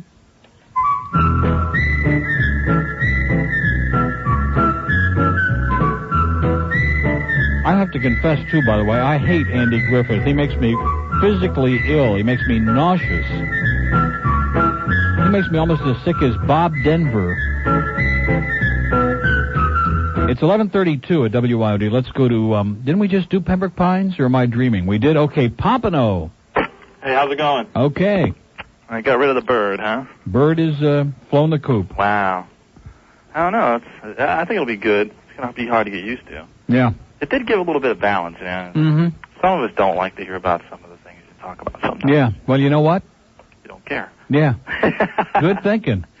I knew that before I even made this call that you didn't care. Oh, it's okay. I don't care. I mean, if you don't like... I'll tell you how I do on my radio. If I'm listening to something and they start talking about things I don't care about... Turn the dial. Or if the Clancy brothers come on, I turn the dial, that's all. Or I pop a CD in the thing, you know. Why don't you put Bird on with Stan? Well, we'll discuss it. Just bring it up to Stan, see what he says. We'll see how long you're on the air. It'll save, I think it'll save Stan's problem, you know, maybe puts a little action in his show, maybe. Huh? Well, do you think Stan has got a problem? Now, see, I shouldn't have asked that, because now I'm inviting, I know you're going to rip him. I know it. Are you? I listen to them, but it's not quite as exciting as it could be, I think. As it used to be. There's something missing, you know. I don't know what it is. I don't know. Calls. Well, the calls that do come in, he blames them all on you, the bad calls. He says that they're left over from your show. Yeah, well, thanks a lot, Stan. No, I tell you, see, the problem is his followers there, that group he's got, the juniors, EJ and DJ, they don't know how to find a happy medium. See, they've abandoned him totally, which is wrong. Nobody, and then he blames that on me, too, that I've scared them off. You know, they can come in once in a while, have a good time, and help him along, add a little fun and different, a little variety to the show. But the problem is, it's either feast or famine with some of these people. They have to either come in and take over the whole show, or they shine you all together, and that's wrong. Well, it's funny. It's like I listen to him, and it's like I hear him out there, you know, begging for calls, and it's like the people who do call, you know, a lot of people just call to rip him, and it's like, I don't know, I just don't think they... Well, how come those people are listening every day? A lot of people are listening, I think. You know, I listen, but like I said, it sometimes gets pretty ponderous, you know, and I'm like ready to go, you know, fall asleep here, you know, and it's like, but it's okay, but it's not that great, but, you know. You sure have a great way of expressing it, I'll tell you. It's really something. About the way he expresses it when he's on the air, you know. It's like, well, my show is okay. Well, you got to understand, he's been sleeping for a year and a half, and I guarantee you Rip Van Winkle didn't wake up overnight. Walking the dog for a year and a half. Well, in his sleep, sleepwalking the dog. Give him a chance now. I'm out of material. Because you know what'll happen, then if that doesn't work out, then I'll get blamed. I get blamed for everything. Well, you know, I think it'll be good. The Bird have his own thing somewhere, you know. Something's going to happen. He's got to find his own thing. I think so. I was a Bird fan, you know, but I'll listen to you anyways. Well, in spite of it. Okay, have a great day. Bye. I sure like the enthusiastic way that guy presented it. I can't find that card. Oh, here it is. Well, look at this. The food is so good today that Nick is coming back for more, but he's not getting that, just in case. Here's a BLT. No? Okay. What, Marvin? Oh, Marvin would like a little something, okay? I mean, don't let him stay in there starving to death, although he deserves it. We have an open line in Dade, 751-WIOD, and we have one in Boca and Delray at 278-9463, 278-WIOD. Don't forget, Stan the Man, Stan Major at 2 this afternoon will be here to alibi for that Tiny Tim show yesterday, okay? Tiptoe through the tulips. I could do that, too, I'll be honest with you. I could do that, no problem. Just give myself a little ukulele, and the amazing thing is the guy is still making money. All he says he cares about is waking up every day. He's happy when he wakes up. And there's another one that ought to kiss the ground, man. There's a guy with talent that's still undiscovered. 24 till noon at WIOD, and we'll be right back. For the last year, Flagler... Stan Major, now on News Talk Radio 610 WIOD. If you missed the last show, you missed this. Well, then what the hell is your problem? Kane is in New York, fella. When he would do a show, I don't want Kane back. I just told you that. But well, then who do you want? Who do you want? You want Alan Burke? It's 11:39, 21 till noon at WIOD. More to come a little later. Oh, Stan will come in at 1 if I want, and PBR drops its pants. Drops the format? Are you serious? For VCG type crap. Oh, so in other words, they're selling Ukrainian melodies and all that other Creole hits on PBR. I don't believe it. One of America's great talk stations, ladies and gentlemen, WPBR bites the dust. Oh, my God. Look at this. I'm never going to find the music. I'm never going to find the appropriate thing that I need in here. Roger, I'm going to tell you, you got more carts than Carter's got pills. This is incredible.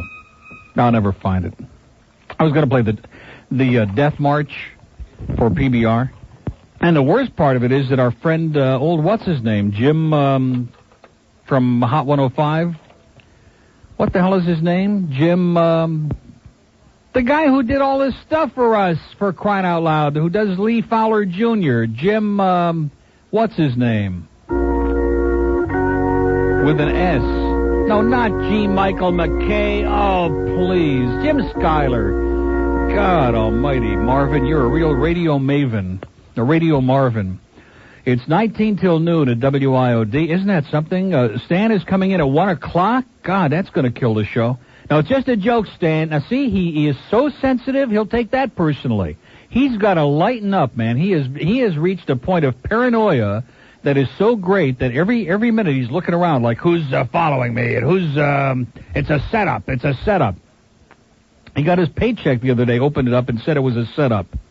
Now, so he'll come in, and we'll just see if we can't bring him into reality or something. You know, there's still some hope there. Not a lot, but there's still some hope. Okay, here's a mobile on the Boca line from Fort Lauderdale, and are they there? Of course not. I know, Nick, there's nothing wrong with that line. It's just my imagination. Okay, let's go to Hialeah. Hello. Yes, sir.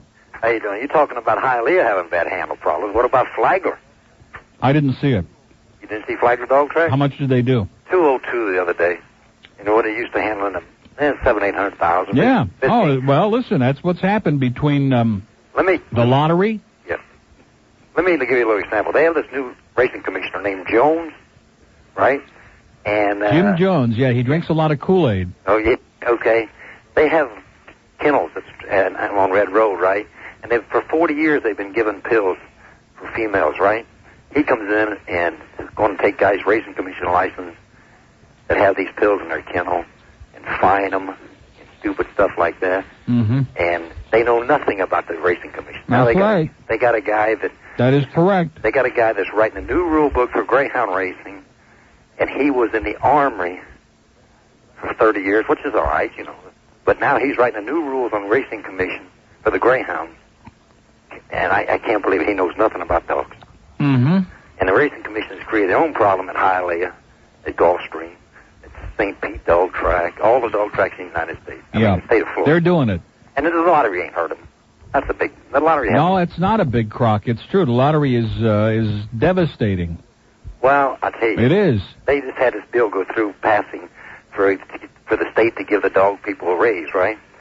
Biscayne Kennel Club was for it, and they was the ones that originated it. Now, when it come out to give the extra percent to the dog men, the track didn't want it. Them in St. Pete. But the simple fact is they wouldn't want to give the money out. Yeah. You know, you get more money for winning a Great Sea race in Charleston, West Virginia, where they only handle 90,000 a night, than you do at Flat Dog Track today.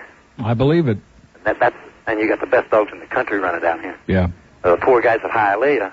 Well, let's all pick up and move to Georgia, sir. That's all I can say.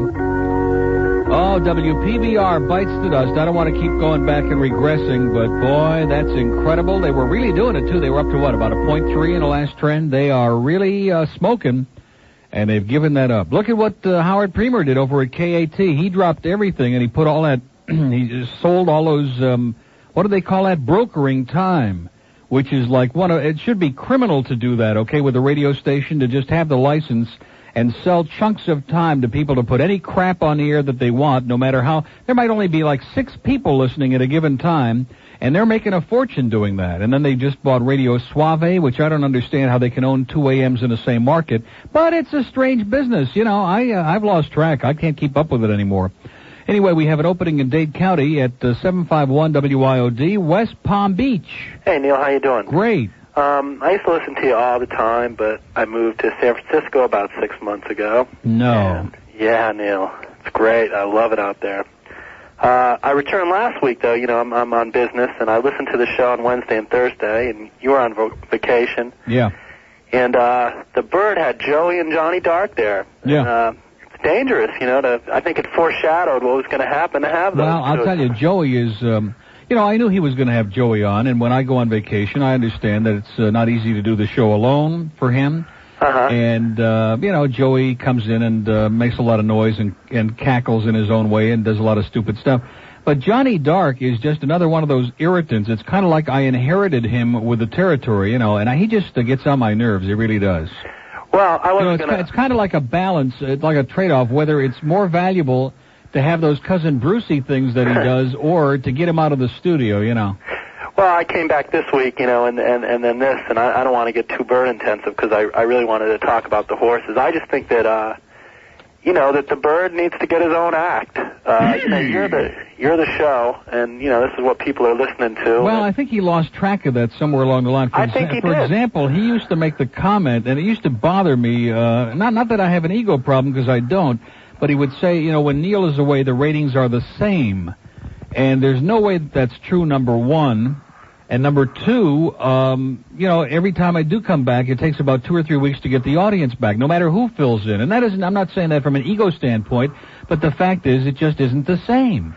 Yeah, but when you go on vacation, I mean, people still listen because it's the Neil Rogers show. I mean, I turn it off a lot of times because my interests are more with you, and he talks about oldies and, movies and all that other stuff, and I'm not, Which, like I said, would be great for him to have his own show, because there are a lot of people who are into the things he talks about, but the problem is most of those things are things that I'm not interested in. Yeah. Well, I also think that, when you guys were in the morning, it was a little different. You had this little entertainment report. No you guys question did the about news it, yourself, and I think it's just different. But I really wanted, what I called about is I'm in the California legislature now. You're in the California legislature? I work for somebody who's a legislator. And I put the blame, and one of the reasons that I changed my job is that this is the stupidest, the worst legislature, the worst governor, the worst leaders in Florida now. And for them not to see this coming, and Hialeah to me is a historical place. And to say that, we're going to have free competition, I mean, I could have told you right a year ago, once they did it, that Hialeah was going to be the big loser, because there was a perception, and I also want to tell you that I don't think it's true. A lot of the perceptions about how difficult it is to get there. It's not. It is not. Now that I-75 is finished, it's not hard to get there no matter where you're coming from, but people are creatures of habit, and, Brunetti, he's got to take a lot of the blame himself, because he's had it for 13 years, and he's been driving it into the ground steadily. He won't listen to anybody. And it's been dying for years now. This isn't something that just happened because of deregulation. Last spring, when they ran unopposed, they were doing about 4,000 people a day in the last month or two, and they were running maybe $400,000 handle. That's no kind of money for a place like Hialeah. No, I agree. That's pathetic. I think, but my vision is that basically I should even be protected, that Hialeah is even more important than Brunetti. Yeah, you're damn right it is. And that he should not even, that in spite of himself, the state needs to watch out for even him, too, of running it into the ground. Because if we lose it, I don't know how many people have ever even been there, but to sit there in that setting with the birds and stuff, I like Gulfstream. I even like Calder. I've gotten more used to Calder now.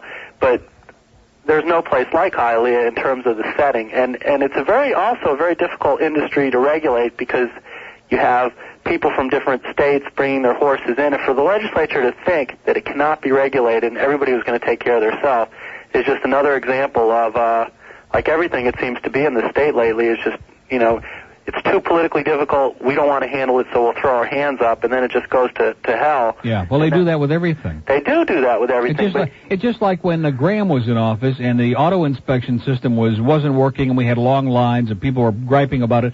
So instead of fixing it, okay, we'll just get rid of it. And they threw out auto inspection, and now you've got every person that got off a rubber raft is driving some beat-up old clunker with 4-ball tires and no brakes and no headlights, and they're running around out there on the highway because we don't have an auto inspection system. Yeah, I mean, it's like, if they can't make it work, instead of like thinking the idea is good, we just have to refine the way we're doing it, they just throw it out. It's sort of like it's a dumb state. This state is 50 years behind time. If they had OTB and intertrack wagering right now, Brunetti wouldn't be closing Hialeah next week, and there wouldn't be any emergency meeting in Tallahassee, and life would go on. They would be doing just fine. Yeah. They could get together. They've talked about getting together with the dog people and opening up the dog tracks in Palm Beach and Fort Pierce and all over the state, and let them bet on the thoroughbred races and do the intertrack wagering just like they do in other states where they have OTB and intertrack.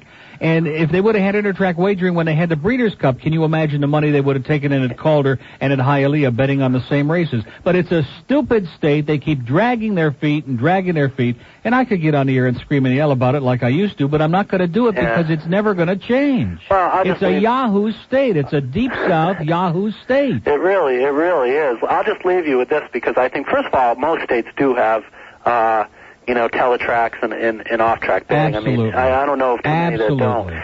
The second thing is they were really, the casino thing, which I think is also stupid, not allow casinos, is that they bitched and moaned about how crime and how closely that would need to be regulated and everything like that. And that, then they go and they turn their back on another pari-mutuel sport. It just doesn't make sense at all. And I would, I don't live here anymore, but, I lived here for 4 years. And I would just hate to see Hialeah close. It really depresses me. They kicked all the kids out of Fort Lauderdale and destroyed spring break. They really did. And nobody bitched about that because this is basically a place for old farts who are over the age of 100, and they're delighted to see every young person kicked out of this town and anything that has to do with fun and excitement closed down. So it's never going to change. As long as the structure of this area and most of the state is 100-year-old plus mentality, it's never going to change. Yeah, well, listen, Neil, you're the show, and even if people bitch and moan about it, even if the bird bitches and moans about it, I liked him. I mean, I still couldn't understand why he didn't like baseball, but that's his own thing. But you're the show, and you got to do what you got to do. Okay. All right, thanks, dude. See Take care. 11:51 at WIOD. If you want to move some okay, 11:54 at WIOD. That's right. Spencer is not here today, and I wonder if that's an omen. What does that mean? Because there are a lot of us who depend on Spencer to do our cars every Wednesday. And he was conspicuous by his absence today. I wonder what that's all about. Here's a mobile in West Palm, I think, on the Boca line. And there's nobody there, of course. Okay, a mobile in Hallandale. Hey, Neil, how you doing? Okay. Spencer's off buffing the bird's head, I think. Could be. Hey, what's going to happen with Hialeah? What's going to happen with it? Yeah, is he trying to position It's going himself? to close next Wednesday. That's all I can tell you. You don't know anything beyond that? Well, nobody knows anything beyond that till they have the meeting next week. Well, I mean, what do you think's going to happen? I don't have any. I don't have a crystal ball. I don't know. No. I think it could be a history. Yeah. I tried to talk about it a little with Zagacki on IOD. Yes? What a pompous ass that guy is. What do you mean you tried to talk about it? He didn't want to discuss it? Oh, well, I don't think he's very knowledgeable. No, he doesn't know anything about it. He's our executive president of sports, and it's embarrassing. It's a disgrace. Is that his title? This is the biggest sports story of the year in this community. I don't give a damn what it is. I don't care about hurricanes, dolphins, whatever it might be. This is by far the biggest sports story of the year. In fact, it even makes it into the regular news. Sure. And our sports department basically wants to ignore it because they don't know anything about it. Other than Hank, they know from nothing about horses, about the racetrack, about pari-mutuels, and I think it's really embarrassing. I mean, how long has that track been open now? 65 years. Yeah, 65 years. So what's his title? Executive president? Executive douchebag. Well, he should be. He and the other guy was at Rollins or whatever, as Hank Barrow. You can't even begin to criticize the Dolphins because he jumps all over you. Yeah. They're such ass kissers. Well, they're both a bunch of douchebags. And okay, have a great day, sir. Ass kisser, douchebag. Are there any other ones you want to get out? That's what I like, is a really good, meaty, intellectual call you can sink your teeth into. 11:57, we have an open line in Dade, 751 WIOD, one in Broward and one in Boca. This is our low point of the day. That last call could have done it on the phone. This is our lowest point, and we're ebbing now as we get to that big noon hour, right? I think they've heard that Stan might come in at 1 o'clock. That might have something to do with it. Okay, 751 WIOD in Dade and 524 WIOD in Broward. We're going to investigate, see what happened with Spencer. We got a mobile in West Palm Beach. Hello. Yes, good morning, Neil. Yes, sir. Just a quick comment on your being birdless. When I first heard this morning, you kind of get upset not knowing what's going on, but just a comment would be the enthusiasm in your voice is back. I mean, it seems like you've lost a tumor or something, something that makes you feel better. Yeah, I feel like I lost a giant bowling ball on my back, and I don't want him to take that personally, although I know he will. No, he was just he became a downer to me after all through the summer and all through this sighing and breathing and hemming and hawing, and I just don't need that. Okay, I think I did a lot for him. And I think I gave him an opportunity to establish a name for himself and be recognized in the business, and now he's got to go and do his own thing. I fully agree with I'd you. rather I like sit here and have a good time and talk about whatever the hell I want to talk about. Exactly. And It not is your show. be saddled with Johnny Dark and Irene Richard and a whole bunch of ghosts from the past. I just want to be here and have a good time and get paid a lot of money. Well, for the first time in a while, it seems like you're enjoying yourself. Yeah. I mean, it's coming across on the radio, so keep it up, and congratulations, I guess. Okay. Have a great life, sir. Okay, Boca, and there's no sense in calling on a Boca line, because even if you're a legitimate caller and Marvin puts you on hold, the line will disconnect anyway. I know that Southern Bell doesn't want to believe that, and others in the building. I don't want to mention Nick's name because he's standing in a control room, but there are those people who don't believe that there's a problem on that Boca line. Trust me, there is a problem on the Boca line. Also, Phil Collins has done this record, Another Day in Paradise, about the homeless, and stations all over the country are playing it and bringing attention to the plight of the homeless and raising money, etc. And I hope you'll get those checks in the mail this week. Please, get those checks in the mail for Camillus House, care of Neil Rogers, WIOD, Miami 33141. And for every contribution of $20 or more, we send out that cute cassette with all that crap. I never heard that before in my life, but it seemed like that's where it would be. Okay, Deborah Martinez is standing by, ladies and gentlemen, with some more news that we made up in our WIOD newsroom. We'll come back with hour number 2 at 12:05, and stick around now. Stan may be butting in here at any moment.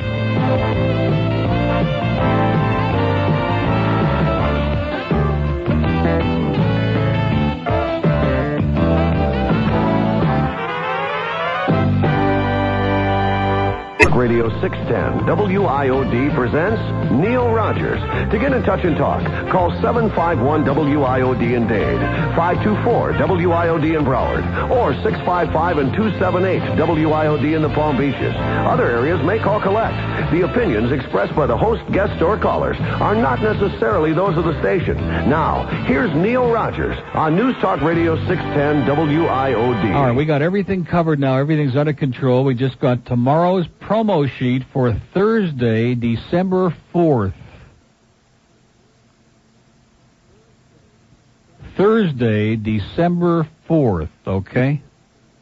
Now, it's interesting because today is the 6th, but Nick has his own special way of doing these things. Just incredible. Just unbelievable. And the shocking news on this particular sheet is Dickie Farkle is going to be doing Saturday from 2 till 6. So if Glenn is listening, right there is a real immediate possibility, okay? All right, we have Boca and Palm Beach open, and we're starting. I'm just get the feeling that the bloom is off the rose already. We aren't even through one full solo show, and the bloom is a little bit off the rose. Boca 278 WIOD and Palm Beach 655-9463. 655 WIOD. Oh, Yvette types these up. Well, that's what happens when you hang around Boy Gary and his evil twin too long, Yvette. You start having serious problems. I know it's... Oh, here she comes. Racing in here. What? It's your fault. Okay, well, don't ever do it again, okay? Just stay away from evil twin in there. Okay, let's get back to these calls because they've really been something. Federal law prohibits us from saying what on the air. Let's go to South Boca. What the hell is that? Hello. Hello. Are you in South Boca? Yeah, well, I'm basically Parkland, but I could say I'm on the borderline. Yeah, you sound like you're on the borderline. Let me ask you a question, Neil. Mm-hmm. When you were back on the Zeta days and you had Caprita and the Bird, yeah, did they get along pretty well, or was there the same type of conflict that you, like, the way you're... They didn't have much to do with each other. Mm-hmm. Everybody got along okay because we all went our separate ways. Right. Maybe you should have taken Dave with you. No, I don't need to take anybody with me. Right, oh, I agree for sure. Dave is up in Seattle. He's doing fine. He's got his own thing now. And that's what everybody should strive for. He should strive for their own show, not to be some underling to somebody else, you know. Well, one thing came good about it now that the Bird's gone. I don't want to rip him nothing like you said. Yes, you do. Why don't you admit it? Why do you say that? No, because... Why do you waffle? Well, because I want to complete this sentence, what I was going to say, and I'm sure you'll agree. Now that he's gone, at least we don't have to hear Johnny Dark and that wonderful, guess the clue on the song type thing. We don't have to hear Johnny Dark. That is correct. That is correct. But, Johnny is just a... I don't dislike Johnny, but he's a depressing person. And when he's around, it's like he knows everything and all the rest of us are morons, and he looks at you with that condescending look like, geez, anybody knows that, and it just, he bugs me. So he bugs me, and he's a freeloader. He's one of the worst freeloaders I've ever seen in my life. Well, he was talking last week that he owns some radio station in Maine. Yeah, WOFF, Right, just wondering. I guess that's why he never... Well, listen, have a great day, and it was sure something talking to you. It's 12:09 at WIOD. Boy, that frog has come back. Maybe it's that phlegm that they were talking about yesterday. Look at that, boy. Dark chartreuse. Put that in your collection. Wouldn't that be something, you know, how like people collect stamps and they collect baseball cards? If you could have a phlegm collection and you could have an album and it could have special little packets that you would put the... Hey, listen, it could be valuable someday. They laughed at baseball cards, okay? It could be... Steve might buy it. And you could put the dates on the bottom of the thing, you know, in an album all through your life. That could be pretty exciting. Homestead. Neil. Speaking of phlegm, yes. Oh, come on. Well, it's a pretty phlegmy place, isn't it? Yeah, you've got a point there. You didn't mention the little ditty in Fritz Hasker's column. Well, that's because I didn't see it.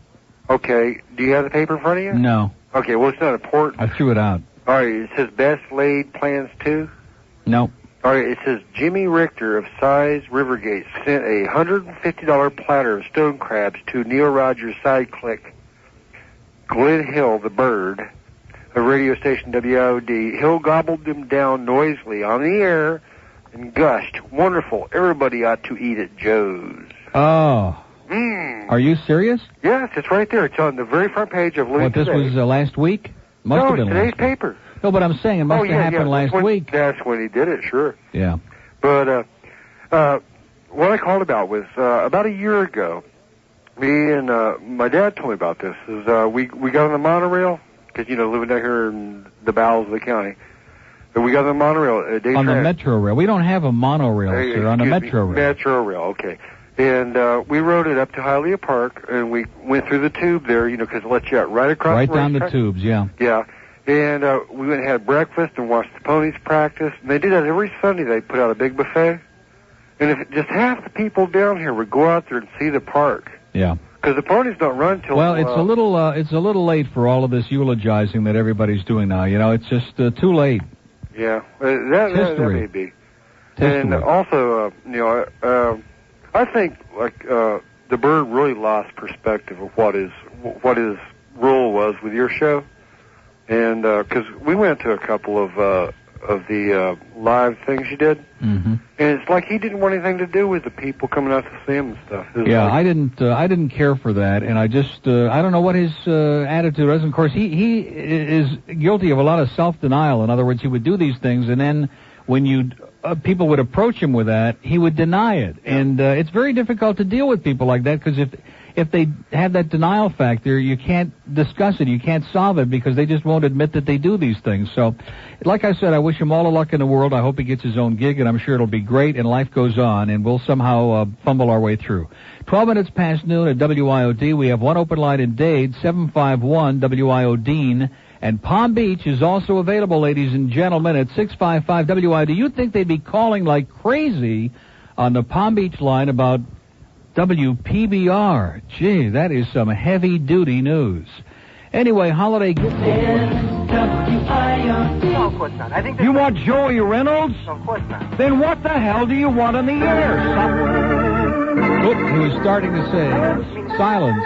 And I stepped all over Stan. Boy, he's been stepped on enough, ladies and gentlemen, these past few weeks, and he will be in a little early today as we try to bring Stan, trying to get him to be a little more upbeat, a little more positive, and I'm sure that after reading the paper this morning, he's got a real positive, enthusiastic outlook, okay? Quit crapping on Stan. That's our motto for the day, ladies and gentlemen. Quit crapping on old Stan, even if he deserves it. That Tiny Tim show, boy, that did it for me. Okay, let's go to Plantation. Hello. Hey, Neil. Yes, sir. Billy, I came by your house and dropped you the stuff for the dog last night. Yeah, thank you, Billy. That was nice. Yeah, I knew I couldn't get you to the door. I don't know who it was that answered. That was Dave. You know, the pet stores used to carry that stuff, and I can't find it anywhere except the swap shop now. I got a Rottweiler that had the same problem. Yeah, well, my dog said to be sure and thank you. Did you wash him with it? Yeah, he seems, I know it sounds ridiculous, but he seems better today already. He already quit scratching. That's what I told the guy. Although he keeps nibbling at, like he's got those little sores on his feet, And he just does it to piss me off, you know. He just keeps, and he looks at me, you know, like, I'll show you, I'll open up a few sores. Because after a while, they like some sympathy, you know. Yeah, he sees how easy your life is. He's got to give you a little grief. Yeah, you're right. Well, between the two of the dogs, they sure do. Trust me. All right. Okay, thanks a lot, Billy. Hey, Neil? Yeah. I got a girlfriend works at the Cheetah. They're going to get a bunch of money out and send it in for you for the Camillus House. Appreciate They it. like the way you were talking about the topless bars. Okay, thanks a lot. Thanks a lot. See you, Billy. Okay, 1219 at WID. I wonder if his girlfriend knows Reverend Pupik, Reverend Poltergeist. You know, he's into those topless bar girls. Anyway, boy, these phones are sizzling here. This is just incredible. I gotta be honest, I talked to one of our outer office executives there. I don't want to mention Cheryl's name because somebody would get all upset. But she said that there just doesn't seem to be an awful lot of furor, as they used to say in Germany, over this change. And I thought this morning I was at least going to have to go through one day of hell. Okay, we had that one miserable, nasty little, that bitch that called in about like the second call this morning, and she was basically about it. And like I said, if you want to call in and legitimately say we made a mistake or whatever, that's fine. I'm not trying to tilt the calls one way or the other, but you do expect when you make a major change in a show like this that there are going to be some feelings, you know, one way or the other. Here's a mobile in Fort Lauderdale. He said... Hello? Yes, sir. Hi, Neil. How you doing? Great. I just tuned in, and I can't believe what I'm hearing. You finally rid yourself of Glen Hill. Oh, now, what a way to put it. Well, I just couldn't understand what he offered to your show to begin with. I mean, to me, he was nothing more than your Ed McMahon. So well, no, let me just say this in all fairness, in his defense. When I went on vacation, when I was out sick, it's nice... The show was terrible. Well, no, but the point is, but even so, I mean, that's your opinion, but at least there was somebody here to keep a little continuity, as opposed to what they usually do at IOD, where they bring in some weatherman or, I shouldn't have said that, Soper will get upset, or some politician, somebody who's not even a broadcaster in a lot of cases, and they put him on, and it's embarrassing, like when Smeg filled in for Ranieri there a couple of weeks ago. I mean, that was downright outrageous. Well, I have a question. How was it that he was able to tag along with you when you came over from Wins? From Zeta, you mean? From Zeta. Well, he was also with you at Wins, wasn't he? Well, no, when they put me on in the but they put me on in the morning on Zeta, and they said, who do you want on with you? And I automatically said Glenn, because he had been on for several months on INZ. Oh, I couldn't imagine that, because I didn't think you would have had anything to do with that. I did, and I was the one who insisted on him coming over here. And again, I think that I don't know. I don't know whether I shouldn't say it in these terms. It's not that I feel sorry for him, because I don't. I mean, that's a terrible way to put it, but I felt an obligation toward him. In other words, he had kind of latched onto the show at INZ. He kind of like attached himself to it miraculously, and I just got suckered into it, and I think it was a mistake bringing him here. I think at Zeta it was fine with him and Caprita. They did a great job and all of that. But I think at that point I should have left on my own and just come over here, and then we could have avoided all of this. Well, I was amazed at how illiterate this guy was when he used to read the news. It was hysterical. Yeah, but it was funny, though, wasn't it? It was great. Yeah. It was great. And then when they don't let you read the news there now, it's he lost his value. But hopefully he'll be able to read the news someplace else. Okay. All right, thanks. Thanks. They're vicious today. 22 afternoon at WIOD. We have an open line in Broward, 524-BITE. 524 WIOD, okay? Now they are. They're vicious. They're cruel. A lot of truth in it, but he'll be all right. He'll come down on his feet. I keep trying to tell him that these things in this business are always for the best, and he's got to get his own. He's got to develop his own thing, and then he can have Giselle Fernandez and Giselle McKenzie and Phoebe Cates and Johnny Dark and that whole bund of Michigan that he used to hang around with. Okay, we want to tell you about Toyota of Hollywood right now if you're shopping. Attaboy, Tim. Tim Williams, of course, quoted also in that article in the Herald by Juan Carlos Kotex this morning, and continues telling it like it ain't, boy. He really is full of it. But he's got a lot of young kids, so we don't want to call him a douchebag on the air, okay? It's a bitter pill to swallow when your kids come home from school and all their classmates are saying, your dad's a douchebag, okay? So we won't do it to you, Tim. All the content disputes, is that what it says? There weren't any disputes. Well, there were disputes because he was a moron, but other than that, I just said, I'm leaving, okay? Goodbye. That was the dispute. They said, okay, goodbye. We'd like to be number 3. They didn't realize it was going to have a 3 in front of it, be number 33. And, of course, PBR has dropped their talk format. Shocking things going on in the market. PBR is now doing ethnic sell an hour at a time. And probably will make money doing it, too. I guess that's what we're going to do. We got Ukrainian melodies coming up in the 1 to 2 hour. And then Stan has got a bunch of boat people that he's selling 15 minutes at a time to. He's going to be in and tell you about that in a little while. Not a bad way to go. Miami Beach. Hi, Neil. How you doing today? Okay. Well, I guess the bird is on his way south. Yeah. Well, it's that time of the year, isn't it? It certainly When is. the birds fly south. I've been in and out of the truck all day. I've listened to your show every minute. I've been in the truck. Has anybody told you about Tafters column? Somebody mentioned it, yeah, about the stone crabs. Yeah. How come I never heard about that? Well, just like, you'll hear what he wants you to hear. Yeah. Okay, $150 for the stone crabs, and he sends them to the wrong restaurant. It's like also about how he told me Johnny Dark was in here one day. I mean, it's kind of a childish thing, but why would he tell me he was here one day when he was here 3? Well, you got to be able to count to 3. Yeah, that's true. Okay. Now, see, that's vicious, because I know that Glenn is listening. Then he'll accuse me of attacking him after we had a reasonable chat last night. Now, I don't harbor any grudges. I just hope he gets his own deal, okay? Then he can do whatever. Then he can rip me. The thing with, he had his moments of glory where Yes, I got to admit, I enjoyed his show at times, or when he was there by himself. Yeah. And at a lot of times when he was with you as well. But he's not an upbeat person. He is extremely mellow, I guess you know better than anyone. But it seems like he'd get into his hole and then just whine like a woman. And yeah, he's just not an upbeat person. I'll say one thing, boy. The audience sure has a way with words today, don't they? Whine like a woman. My wife's not with me. I can get away with it right now. That was incredible. Neil, good luck to yourself. Okay, thanks. Take care. There he goes. Boy, that was whine like a woman. Now, anytime you need something, boy, you can't find it, No matter what the hell it is you need in this room, there it is. Okay, we have an opening in Dade County, 751 WIOD. Stan is going to be in a little bit. I'm not exactly sure when, but we're going to try. And I do agree, Stan does not take criticism well, but then none of us in this business take criticism well. We're all very thin-skinned. We don't like to be criticized. We hang up on people who are obnoxious.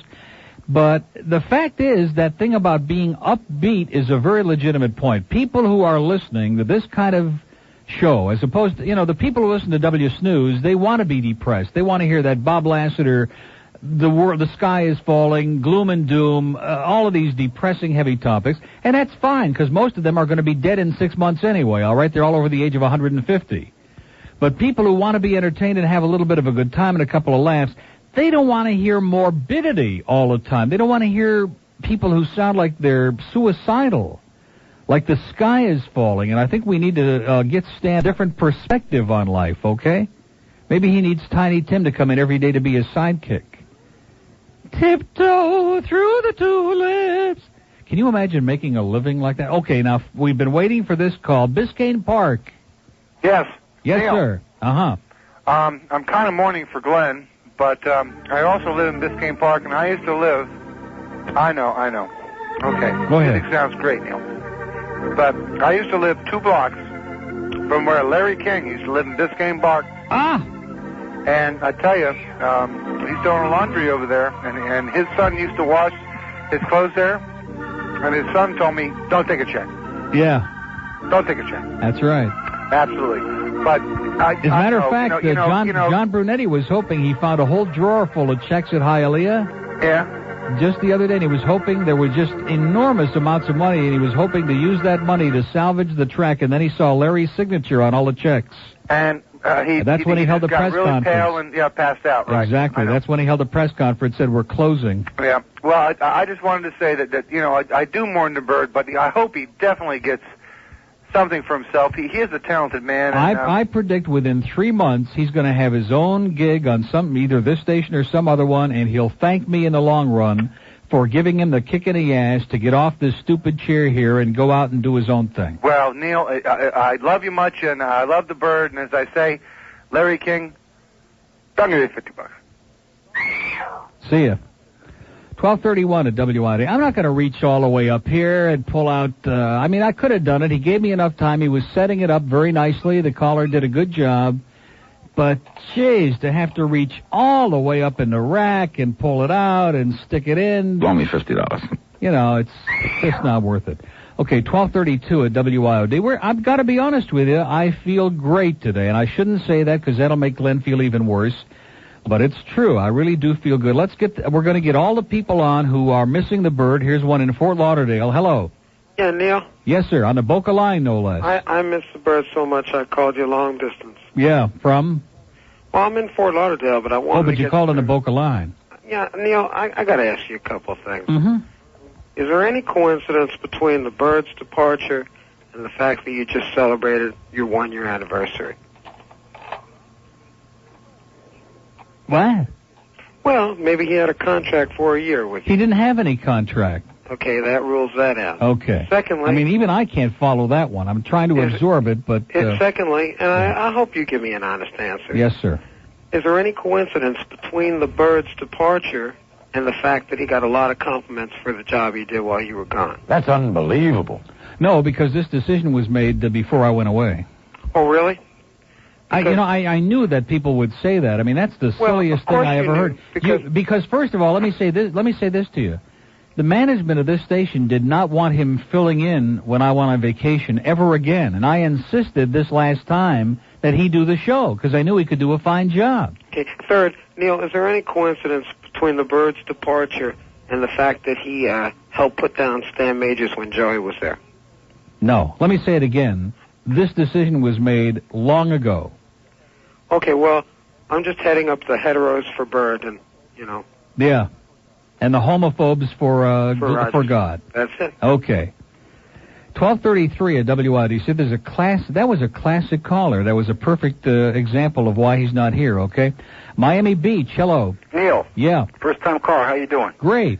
Moved down from Ohio. What an experience this is. How long you been here? I've been here 2 years. Oh, you must really hate it by now, huh? Well, I'll tell you, it's totally different from Ohio. I'm not here to put bird in a cage or crap on Stan, but it's a different place. Well, why don't you just kind of mix them both up together? No, I'll tell you, Neil, I got to get this off my chest. Mm-hmm. You tell me how people just sit back down here and watch things happen. There's 3 types of people: people that make it happen, watch it happen, and wonder what happened. That's right. And on Biscayne Point right now, not Biscayne Point, Biscayne Boulevard, Biscayne Beach, they're putting a security guardhouse up in Stillwater Drive, and it's cutting off Stillwater Park. There's 20 special people that went down to the council meeting yesterday at Dade County. Yeah.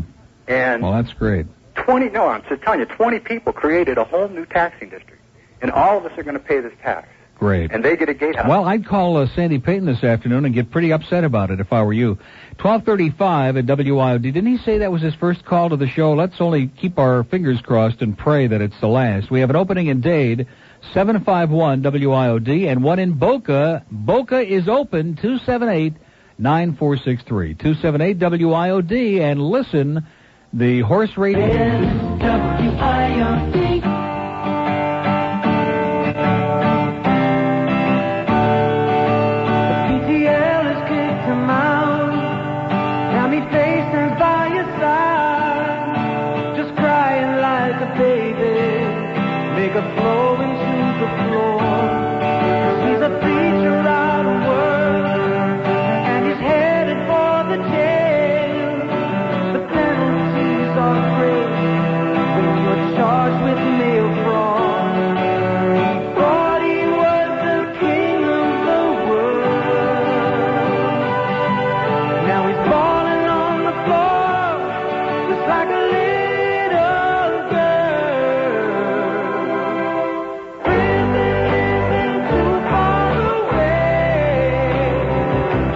The media is sick and needs help badly.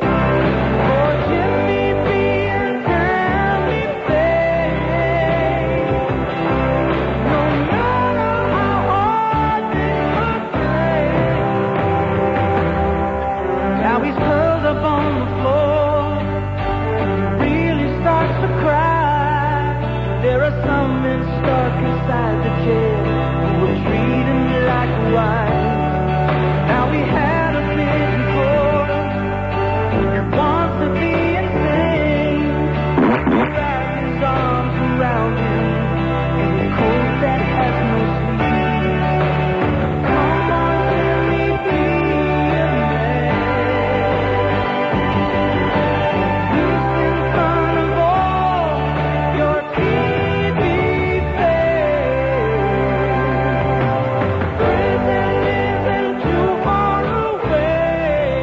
Okay, 1240 at WIOD. Boy, that's great. That really kind of lifts my spirits. Makes me want to reach right in my wallet, okay? All right, let's continue with these scintillating calls. Hollywood. Good one. Okay.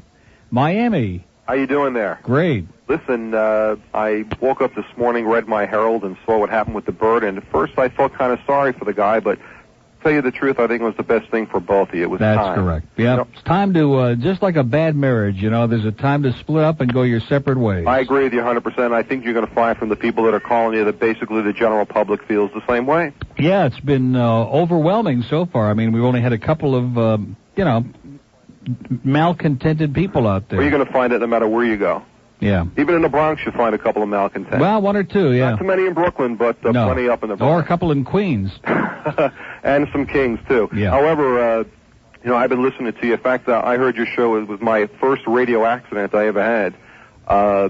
Going back to when you switched from evenings into a midday with WINZ. Oh, boy, I got to be honest with you. That was the saving grace of my life, was getting out of that nighttime. I think that was the best thing for all of us here in Miami, including yourself. Yeah.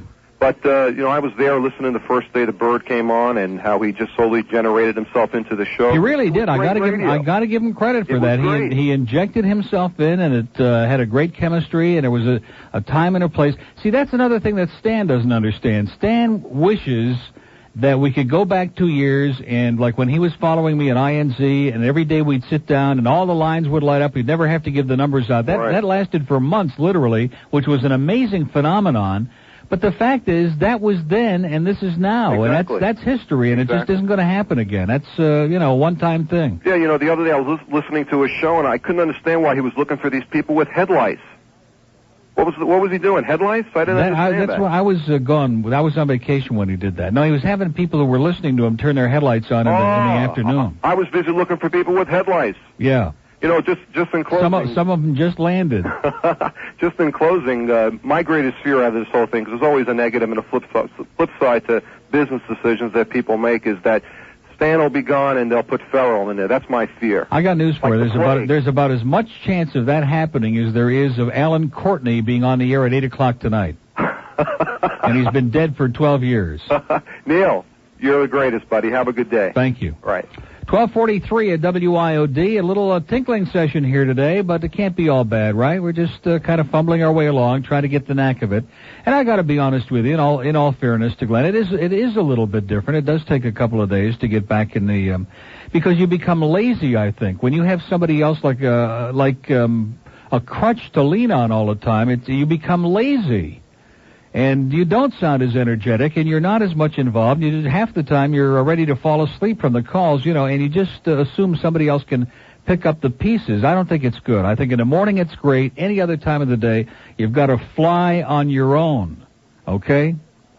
Speaking of that, Stan will be along any minute now. I got to hear his comments about Tiny Tim yesterday, because that show, that really did it for me, I'll tell you. I was just on cloud nine. Fort Lauderdale. Call me Mr. Unemployed. Oh, cruel, but cute. Fort Lauderdale. Neil. Yes. Hi, Neil. I'll miss the bird on the show. Yeah. But I definitely wouldn't turn the show off, I'll tell you that. Well, let's hope not. No, definitely not. And I just think that he was very good on the show. I never thought you guys would split up. I thought you were always just kidding around. No, I was not kidding around. And, baseball season lasts 162 games, my friend. It's a long season. No, I couldn't envision going through that again. I mean, I'm not going to apologize for being a Cubs fan. That's a big part of my life. I feel like a kid again. I'm into those telecasts. I spent all that money on a satellite system just so I could see WGN, and I'm into it, okay? I mean, that's important to me. Right. And I'm not going to sit here and apologize for being interested or talking about it every day. No, I like listening to your interests. I think it's great, and I think the Cubs are great, too. But I'd like to say I think the Dean is God, and would you please play Glen Hill's Disease? Have a great day, sir. Thank you. Okay. 1245 at WIO. Dean, we have an opening in Broward, 524-9463. Now, I've got a dilemma because we have a very upset caller on 2, which we'll get to, but there's a mobile in Kendall. Yeah, Neil. Yeah. Hey, what's going on? How you doing? I've been out of town for a couple of days, and I just tuned in. I hear what happened to the birds in the paper, so I'm not going to dwell on it, but I want to know where to send my resume. I'm looking for a job. Okay, send it to Nick Lawrence, WIOD, Miami. Just put it in a bottle in the bay, and we'll get it right out behind the building. Okay, great. Thank you. Okay, good luck to you, sir. Okay, here's this upset caller in North Miami. Are you upset? Yes, I'm very upset. Okay. Listen, I just went to Arnold's Royal Castle last night, and I just happened to see a picture of the bird up there. It says Glen Hill midday. Uh-huh. And last time I was in there, they gave me a complimentary picture of you. Remember I called you that night? I said I saw the cops chasing the motorcycle down? I guess. Okay, and I went in last night, and I says, hey, there's a picture of the bird. Just to complete my set. Mm-hmm. And I turned the radio on today. I just woke up because I work nights, and I hear the bird's gone. Yeah, but you're missing the point. Don't you understand how much more that picture is worth now? Oh, no. But Neil Rogers without the bird. I've been listening to you guys since Day to 4, you know? Yeah. Oh. Well, I know it'll come as a shock to you, but I worked alone for many, many, many, many years before that. And I could be wrong, but I think I'll probably fumble through on my own. You know, I think this will be great for him. Then he can have his own picture. Whose decision was it to leave? Was it his or management? Or mine. What? It was yours? Right. Oh, Neil, you're a bastard. That's right. I hope you're cursed with a lifetime of chronic calls. Okay, well, listen, this was a good start. See ya. Good call. 1247 at WIOD. Where's that card? Well, the only one that I've got right in front of me is this one. Well, Joey, you're a bastard. But it fits, doesn't it? Boy, that's another one that we can live without from now on is Joey. God, he had this... one thing about Glenn, he's starstruck, man. He is so awestruck by anybody in this business. Even board ops, he just... anybody who ever worked in radio or especially television, if anybody from one of the TV stations would come in, he would be just starstruck. He really is, and I think he would admit that. He's just obsessed. Okay, 1247 at WIOD. I don't mean just Giselle McKenzie either, okay, or whatever her name is, Giselle Fernandez. How could I forget? Because she's Jewish and Mexican, right? Just keep that in mind. Those of you who allow your ethnic prejudices to determine what you're going to watch on television, she is Jewish and she's Mexican, see? So she's got it covered and all. Now, she's nice. I like her, and she's very attractive and all of that. Anyway, it's 12 minutes before 12:52 at WIOD. Now, I wonder the stuff that came in for you. Did you get that for Camillus House from that? But it's in there, right? Yeah. Okay. Yeah. Yeah, we got, I would say, over 3,000 counting yesterday's mail, and today's hasn't even come in yet. Here's an upset caller. I am very upset, Neil. I never, ever call. I listen every minute of your show. I don't want to be a butt licker, right? But how can you fire the bird right before Christmas, Neil? I thought you guys were going to be syndicated nationwide. Yeah. You kind of something big. Yeah. Look, it even proves that you're going down. Look how fast I got on, damn it. Good call. Okay, we have an opening in Dade County now. It was good. It was excellent. 751 WIOD, 751-9463. I like those callers with the real heavy speech defects. Those are the ones that I like a lot. Okay, Miami. Hello, Neil. Yeah. You're such a bastard. I know. You get rid of this schmuck so early. Why, you couldn't give him a couple of weeks or so? Yeah, so I could do it the day before Christmas, right? The show is going to go to kaput. Okay. Good luck anyway. Bad voice. Bad voice. 12:53. How come we were doing so great up until right now when Stan walked in? They must have had a premonition. I think you've got, there's something about you. There's an aura. Really, I think you just attract them like flies. What is that? Is that about Tiny Tim? Tiptoe through the tulips. No, Lee Merriweather. Boy, he was incredible, I tell you. He was great. He was interesting. Well, the food was great, I'll tell you that.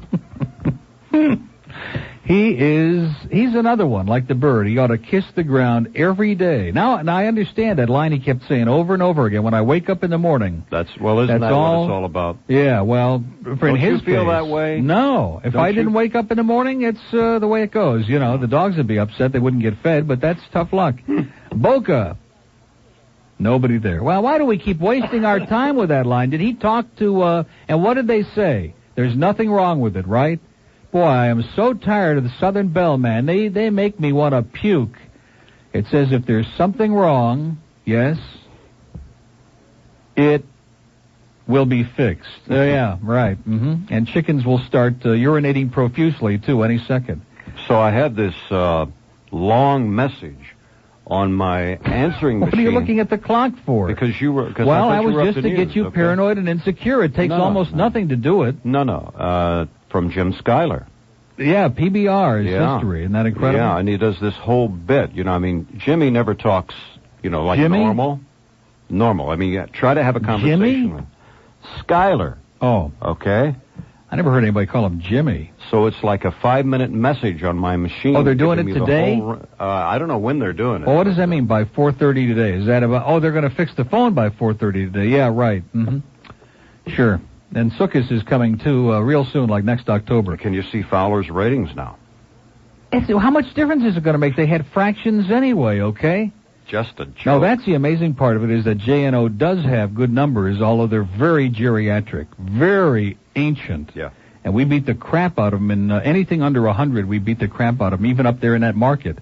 And we don't get any calls from there, which is amazing. Although I will say this, if you look at that board, they've been, this is the first day I can remember in a long time, they're all lit, the whole show. Well, the honest is off.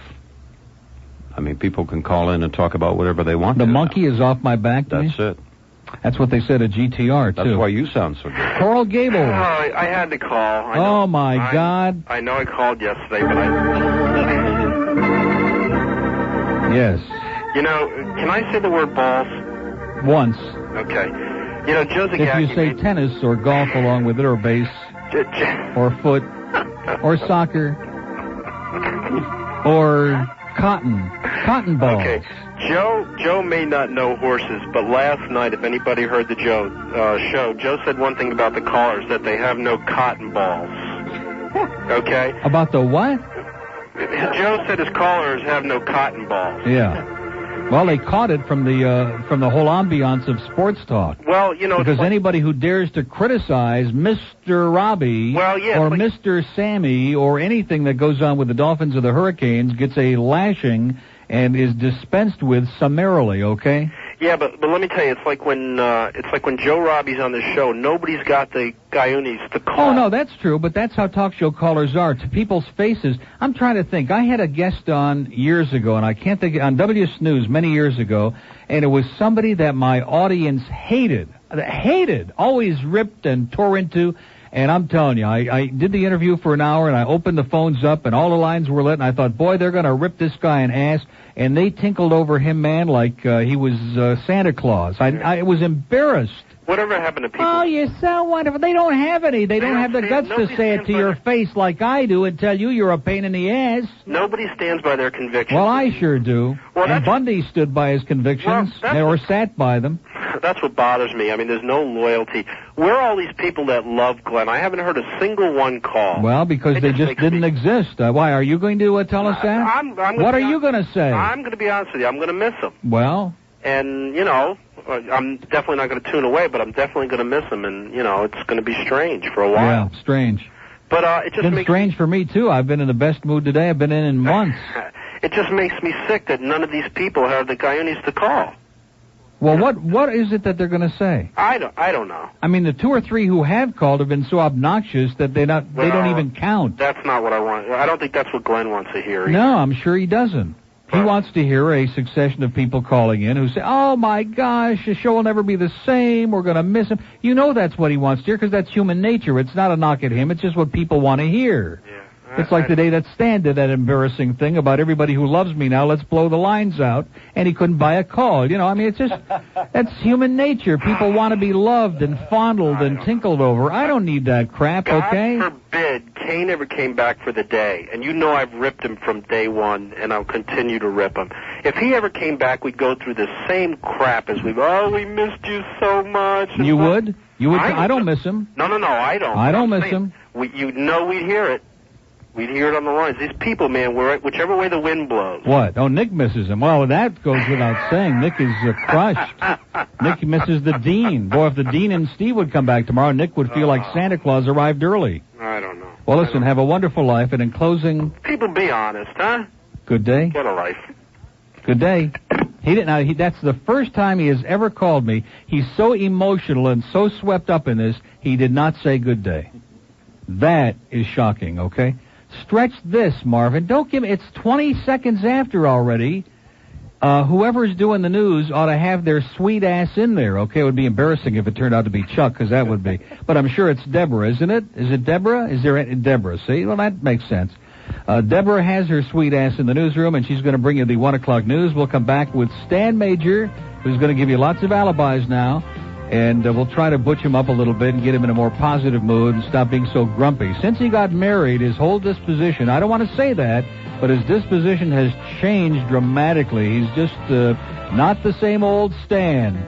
But we'll delve into that deeply when we come back here on 610 WIOD. Here's Neil Rogers on News Talk Radio 610 WIOD. It's the 1 to 2 hour. Hi, Faye. Okay, we've been able to get a little bit of information here. Now, we've been working up to it slowly. We had Davy Jones, the Clancy brothers, Tiny Tim yesterday, and Stan, next Monday, there's a rumor, if he can get these guests, it's all over, trust me. Blow the town over. But that's another We story. continue with some major delays. Oh, that was good. I like that. What was that? Was that UPI Audio? AP? Oh, that was the traffic? What the hell are they doing on now? What station are they on? On QAM? B5 south of Sterling Road, that's also blocking traffic. Oh, yeah, get out of here. We don't believe it anyway. They are so bad, you know. They are. They're terrible. They're awful. They're at least an hour behind at all times. But that's because Joe Brennan is busy on heavy medication. Okay, here's a stick-up for Stan call. I'd like to know if Mike Disney was misquoted, or was that a perfect quote from him? Well, you got to understand, Disney, being the putz that he is, it's just an awkward way to put it, you know. That just seems very unprofessional to me, and he seemed like, I went to a sports talk over on Hurricane Hotline, and I saw him standing over there when they were announcing the contract. Yeah. He seemed like a nice guy. He is a nice guy. Totally incompetent, but a very nice guy. But that's pretty stupid. I mean... Well, that's also stupid. But I just that's don't part of incompetence, is stupidity. Yeah, but he doesn't understand that. I used to turn my radio off when Steve Kane used to come on. Yeah. And now I leave it on, and I don't understand what he's trying to do. I still wonder about all those people who used to bitch and moan and hated Steve. I don't just mean hated his show, but they hated him personally. I'm serious. I've never worked with anybody in 30 years in this business who was as universally despised personally as Steve Kane. And now that he's gone, it's like they don't know what the hell they want, to quote a famous talk host. Yeah, but it's so bad because maybe they're going to try to bring in someone different. If they put Dickie Farrell on, they're not putting Dickie Farrell on, okay? I listened to it for the first time last night. Let me tell you something. You could bet every dime you have in the world and mortgage your house and bet that, too, there is no chance that Dickie Farkle's doing afternoons on this station. He sucks, too. What are they trying to have horrible ratings, or what's the deal? They don't want to. They learned it from Tim Williams. Can I just say something? Yeah, of course. To the Briefly. caller.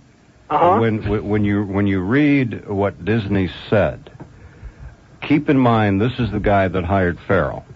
Oh, that's...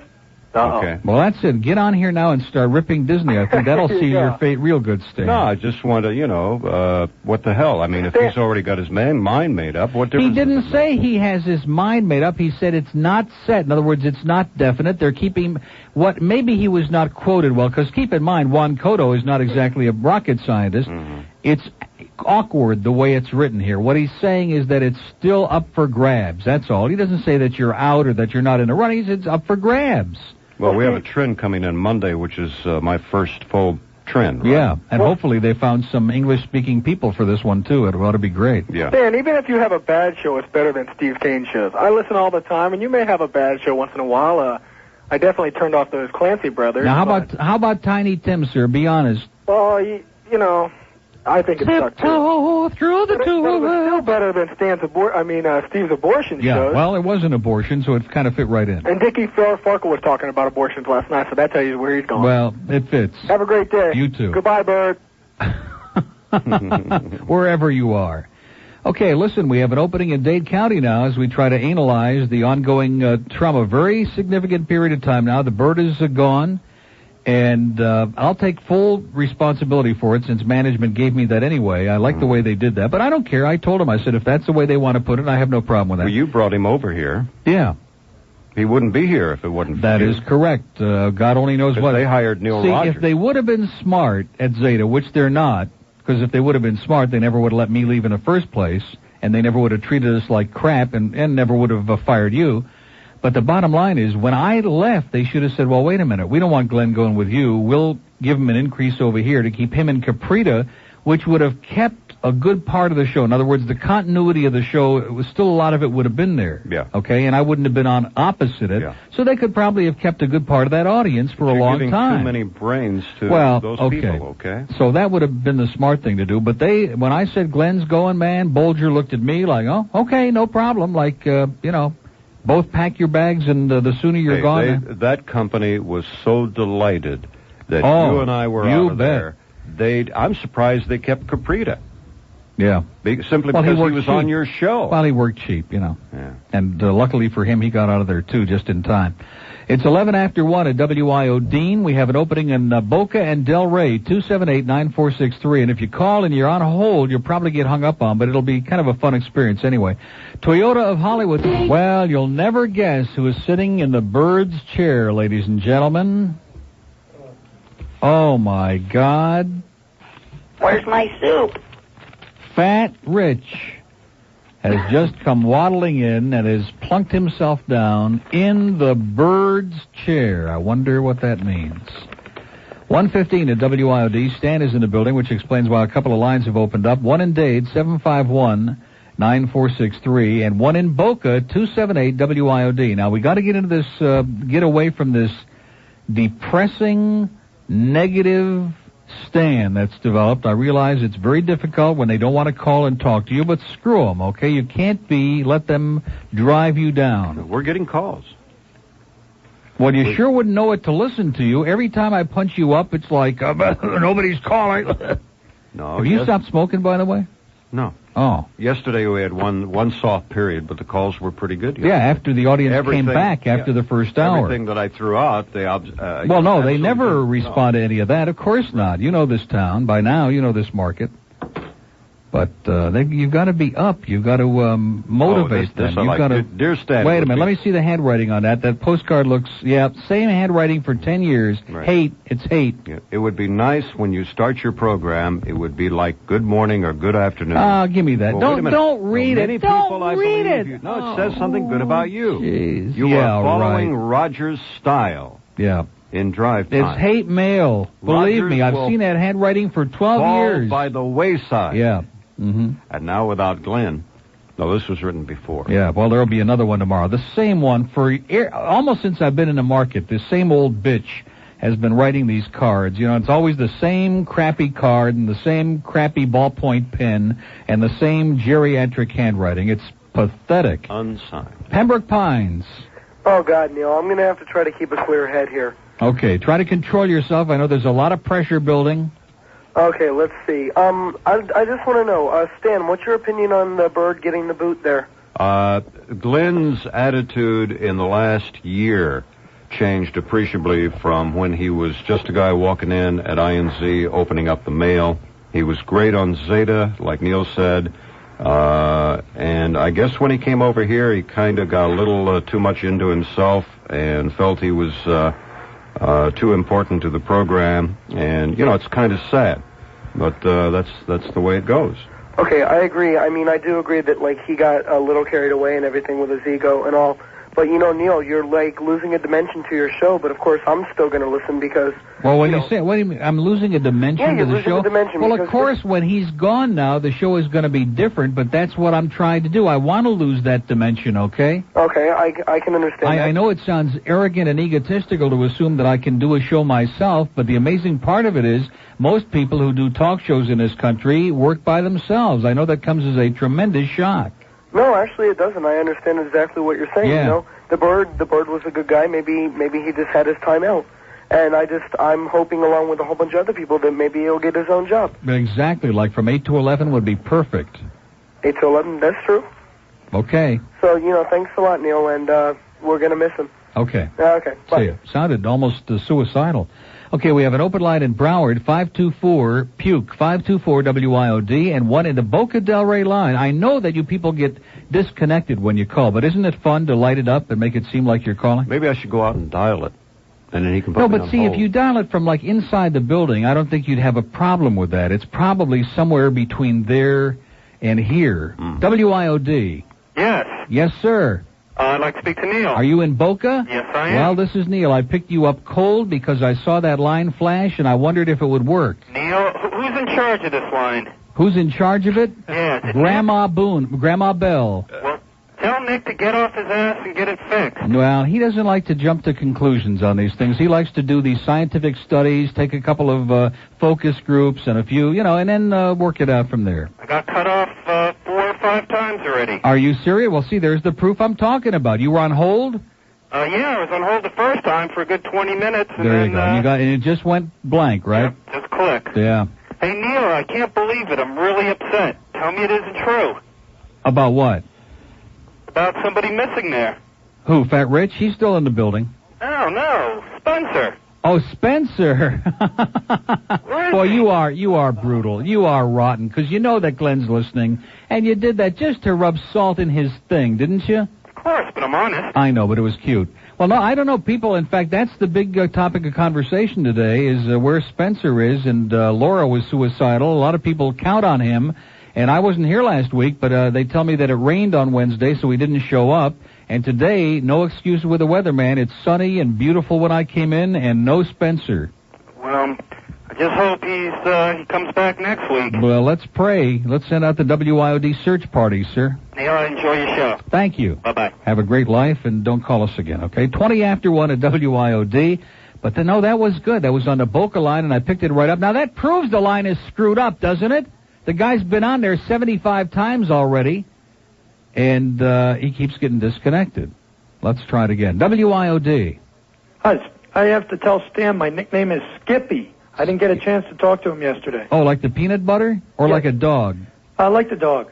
This is the one guy that responded to the topic. Uh-huh. Yeah, I thought it was a fascinating topic. I'm in Boca, and I really had to get that in. Isn't it funny how on INZ, because I remember the show he did on that, and he had some amazing calls, and the phones were jammed up, and this IOD audience, man, they're so boring they don't even have nicknames.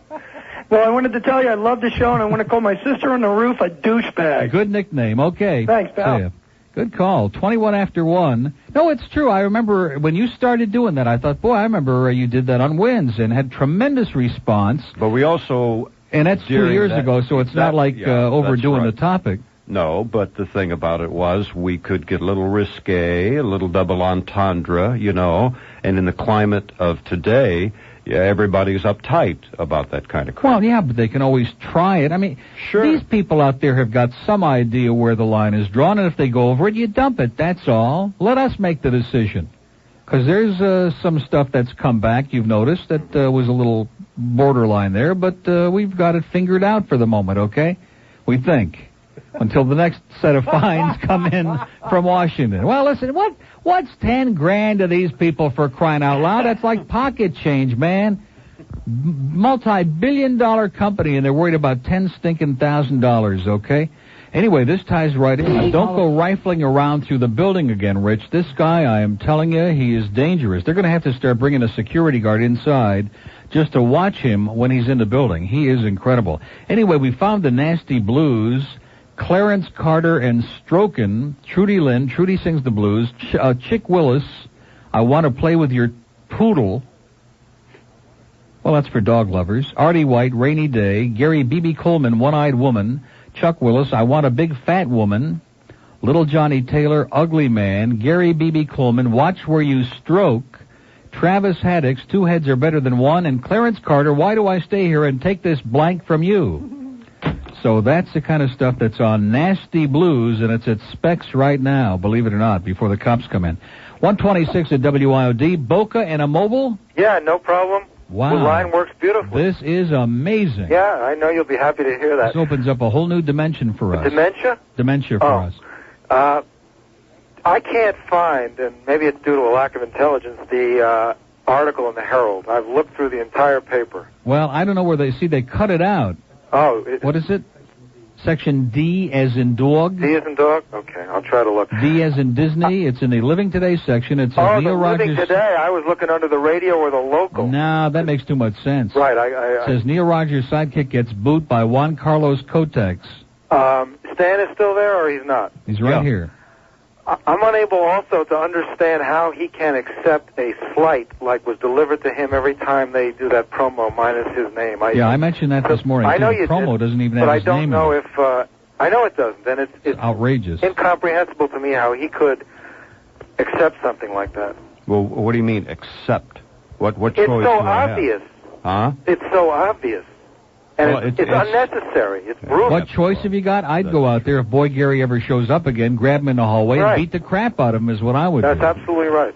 I Which couldn't may agree not more. secure the Don't job, they but at least give explain you a it? little satisfaction. Don't they make any effort to explain it to you? Why No, that it was, happened? Or doesn't anyone ask? It was, they don't really talk to me. Oh, you're too good for them. Hey, listen, they don't talk to me either, so don't feel bad. Well, that proves it. You're both Yeah. too good for them. That's right. Well, I think it's time to go back to wins. Coming to the Dick Farrell Show, Lady Wrestlers, and the Holocaust Revision Part 2. And don't forget the hair guru, the Lady Jackie Sable, the one that's shilling that freebie for him to grow the hair back. I'll look forward to it. Okay. Thank you. Have a great life. 127 at WIOD. We have an opening and date. If you move quickly, where we just hung up 20, 30 minutes ago, 751 WIOD. I miss that about Steve. I miss the way he would lie about the calls, you know. That was one of my favorite things. We have at W Snooze, it was incredible. Everything he did had a psychological approach. He tried to psych the audience out, and he used to do that if he'd say we only have one open line, and if you move quickly, you can get in right now, even though he might only have one call. And there were times I walked in a control room, he had no calls, and he'd say if you move quickly, you have one open line. And then he assumed that everybody would rush to the phone to try to call to get that one precious open line. Did it work? No. No. Okay, 128, and let's go to Lake Worth. Young man, I have talked to you and talked to you and talked to you till I'm blue in the face, and I'm done talking to you. Good. Does that mean you're done spitting on me, too? Shut up! I'm not done talking to you. Now turn around and bend over. Okay, that's what's going on in Lake Worth this afternoon. What is that, Amatac? What is that, Tamarack? Amatac, it says. Hello. I'd love to be your new sidekick. Yeah, good luck to you. Kendall. Amatac, it says. Hello. Okay. Now we're on a roll, ladies and gentlemen. You attract him, boy. You bring him out of the woodwork. I didn't have any of that for 3 hours. None. Zero. Maybe I won't have any at 2. Oh, yeah? You want to bet? I have a feeling they're just in practice right now. We have one open line in Dade, 751 WIOD, and one in Boca, 278. And the Boca line is working now. Believe me. Trust me. At least temporarily. It's 278 WIOD. Fort Lauderdale. Hi, Neil. You know what Hi. I think about the whole situation?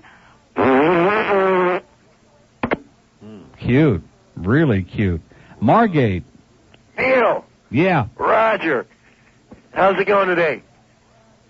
What do you want, sir?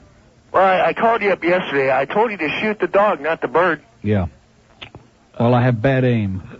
Miami. Yeah. Hey, Neil? Yeah. First time caller, long time listener. Listen, on Section D, on the front part, did you get pissed at the bird for that $150 plate that was sent to him?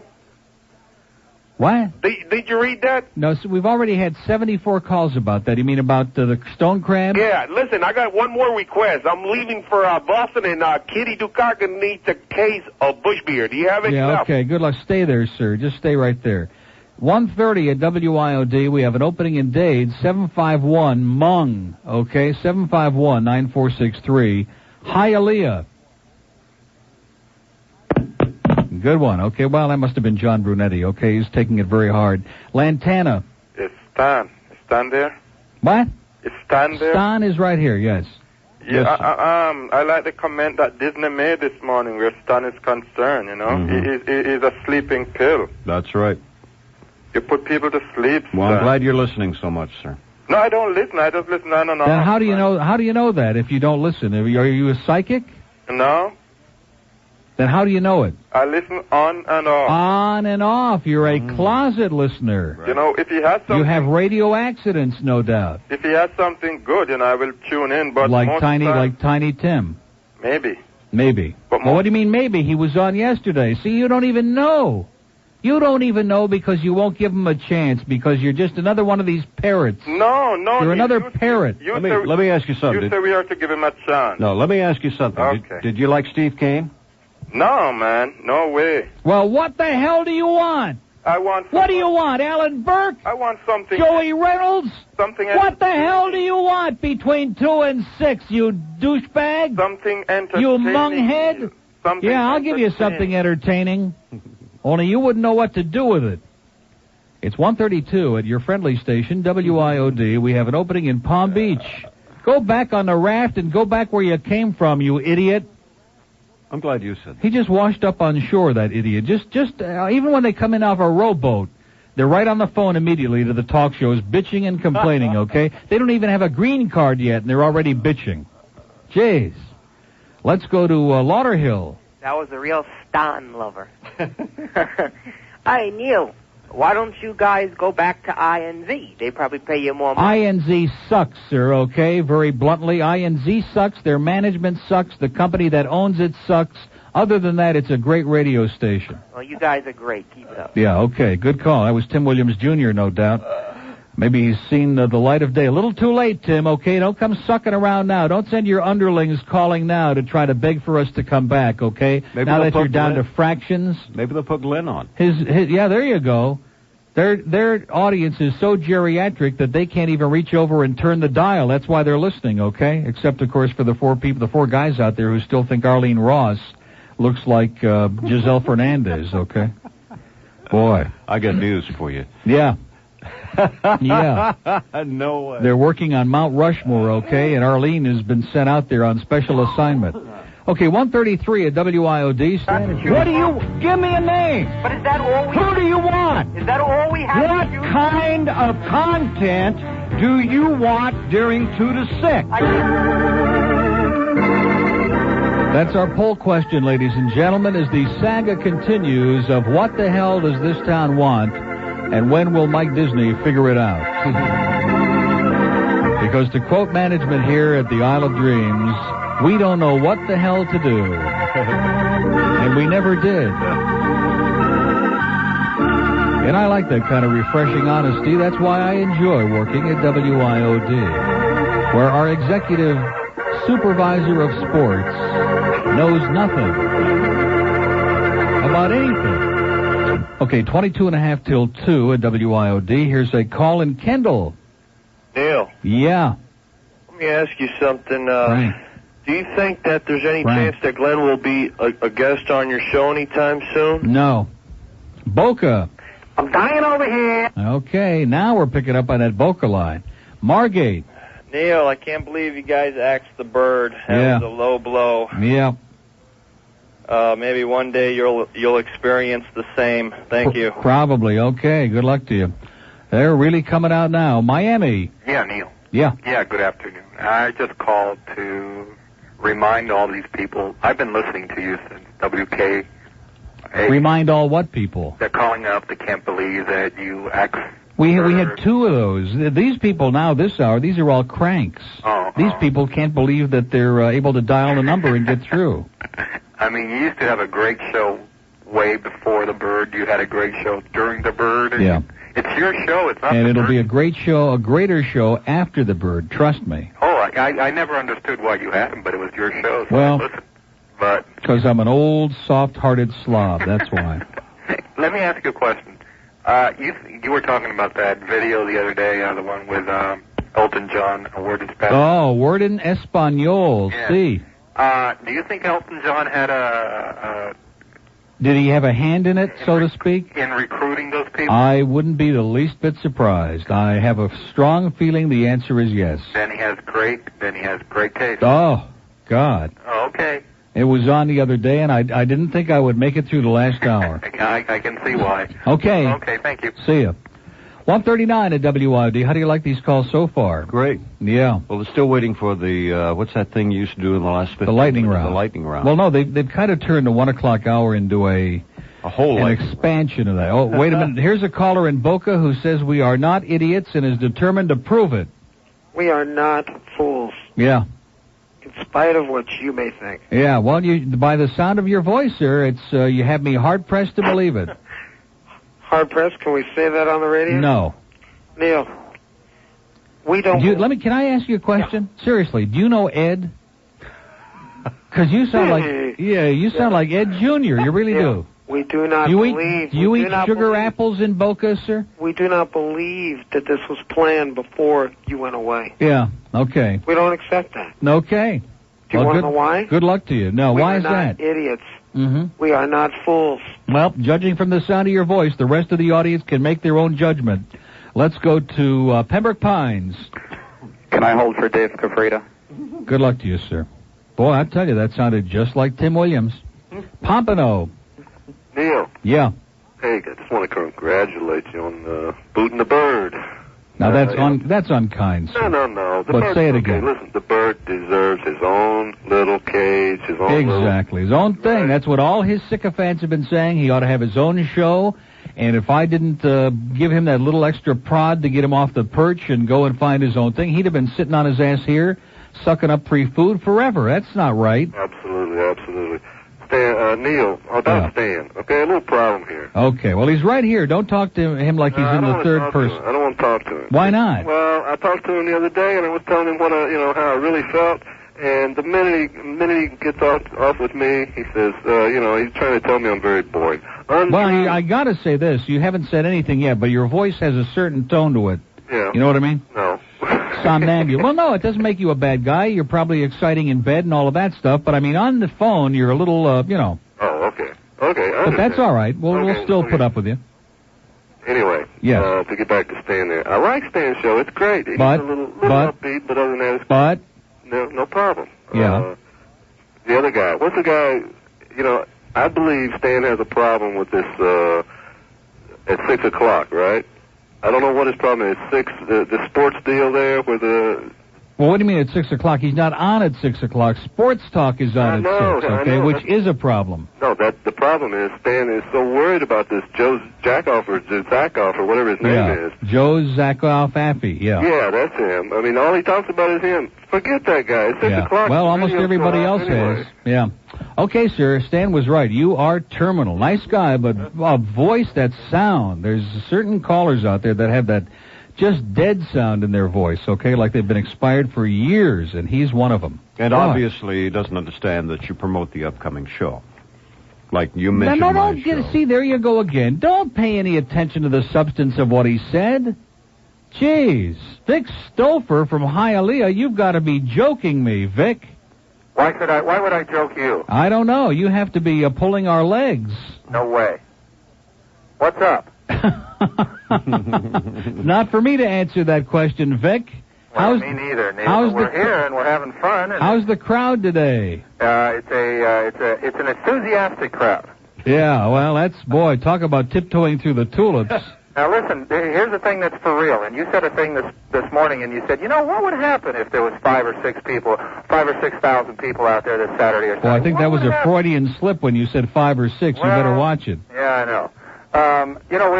Horsemen had a meeting today in the paddock area. And what happened? Well, it was productive and it was upbeat. And the thing that stuck out the most to me was Mickey Solomoni, who is a guy that really could ride anywhere. You bet. And a guy that could do whatever he feels like doing. He got up during the meeting and he said, something? I'm going to go between now and this coming Saturday, and I'm going to get 100 of my friends, and I'm going to personally see to it that they come to the races on Saturday. Good. And he Great. said, hey, why don't all you people do that too? And they all said, sure, we'll do that. And so, what you said today, this morning, with the 5 or 6 or maybe even 7,000 people might not be quite just the off-the-wall thing that you thought it was. Well, I don't hold too much hope for Friday, but Saturday and Sunday, almost everybody is off work. There's no excuse for people in that area and elsewhere, including even where I live in Plantation, not to get on I-75 or wherever they're coming from and get down there, because now it's not just talk. Now they realize that it's now or never, that if they don't show some support, there's a good chance that not only will it close next Wednesday, but that it might never reopen, which would be just a disaster. That's right. And certainly next Monday is the day when Calder is dark and you have it all to yourselves over there. And if they can't get 5,000 to 6,000 people to come out there on Monday and show their support, and I got to be honest, I dislike some of the things that John Brunetti has said. The racing, I grant you, is on a lower scale. It's a little cheaper and so on. But I've been out there many, many days, as you know, and it's not that bad. It really hasn't been bad. I don't think if you have 4 horses come to the wire as a team, whether they're collectively worth $20,000 or they're each worth $200,000 apiece. That's right. As far as I'm concerned, you can scream your head off. That's right. It's been competitive. The prices have been good, better than they should be, quite frankly. And the times, a lot of races in 110 and 3 and 111. I'd rather see a race in 110, no matter what the claiming price, than go out and watch 2-year-old maidens in 116 and 115. That, to me, is not horse racing. I agree. And I do want to mention, by the way, that on the card it was yesterday, the card at Calder had 6 2-year-old races, including several 2-year-old maidens. The card at Hialeah had 1 2-year-old race, okay, and all the rest were 3-year-olds and up. Maybe I'm out of line in saying this, Neil, and I don't want to get into the battle because I really am a new face on the horizon here, but it seems to me like at Calder what they do is to serve themselves. You bet. To make sure that what is in the best interest of Calder is what is applied and addressed. Right. You bet. Here we're trying to serve the public, and we really are trying to serve the racing fans. They come first and foremost. It's not a story. It really is the difference between the two places. I don't really hold any allegiances. Of course I hold an allegiance to Hialeah because I'm employed by them, but I was never in the middle of all this, and I'm just sort of an innocent bystander watching it. And it's clear, regardless of anything else, that the people at this place love Hialeah and that they love the racing, and they don't want to see something as important and something with as much tradition as this place die. Yeah. And none of us do. Well, I'll tell you, you've given me a little inspiration because I thought it might be kind of silly to push for Saturday, Sunday, and Monday, but I do think it could have an impact if the people can show Mr. Brunetti and show the rest of the public that there are enough folks who will come out and have a good time out there and spring for a few bucks and, just have a great afternoon. That might have an effect on the overall outcome of those meetings next week. Well, I'll tell you what, here's a little bit more inspiration. Anybody that's listening now, if they want to come out and join us on Saturday or Sunday, show up and we'll open the gates. You can come in. Great. Come in free. Outstanding. Absolutely. Okay, we're going to push the hell out of it. Okay. Thank you, Vic. All right. Bye-bye. That's Vic Stouffer, who does an outstanding job. He's the PA announcer at Hialeah, and he really is terrific. And how can you beat that? Free admission for everybody of all ages, Saturday and Sunday, and then Monday, of course, they run unopposed. And don't let all of that jazz about the next Wednesday's meeting interfere, because this, and also the other way to look at it, it might be your last opportunities to get out there to Hialeah this year, or maybe even ever, which would be a tragedy. But at least if we have a real good turnout and maybe get 4,500, 5,000, 6,000 people out there and get a handle that'll bring back some of that money that's been lost, that might go a long way in all the attitudes that develop in terms of what comes out of next Wednesday's meeting. That would be terrific. Okay, 147 at WIOD. Speaking of racing tonight, and I know I'm going to be up there plunging my guts out, Pompano Harness begins another big week of exciting racing with 13 races nightly, so you have plenty of chances to win and plunge your guts. Make your plans now for 2 special events at Pompano Harness this weekend. Saturday night, the Matron Stakes Series continues with the finals in the $136,000 2-year-old open pace. Beach Towel, winner of 10 out of 12 races this year, leads a field of 9 2-year-old pacers in the Saturday night final. And then on Sunday night, bring everybody in the family to Pompano Harness for the special Sunday night edition of Great Harness Racing. Sunday night, there's free admission for everyone, so you can go right from Hialeah to Pompano Sunday, okay, with all your winnings, and deposit them there. And there'll be 50-cent hot dogs Sunday night and 50-cent soft drinks. Plus, you can register to win one of 3 $100 shopping sprees to Toys R Us or a 25-inch color TV. No purchase necessary. Entry blanks and contest details available Sunday night at the track. Pompano Harness, just west of I-95 and south of Atlantic Boulevard in Pompano Beach. Don't forget racing tonight through Sunday night this week with free parking till 6:30. Post time nightly, 7:30 p.m. at Pompano Park. Stan Major, now on News Talk Radio 610 WIOD. If you missed the last show, you missed this. Mike? Tiny Tim, how you doing? Okay, yourself, Mike.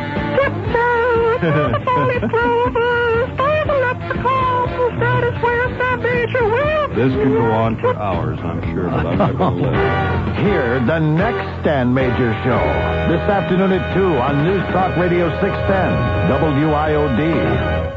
This holiday season, Specs Music and Video blows the lid off gift prices. Come on, find out for yourself.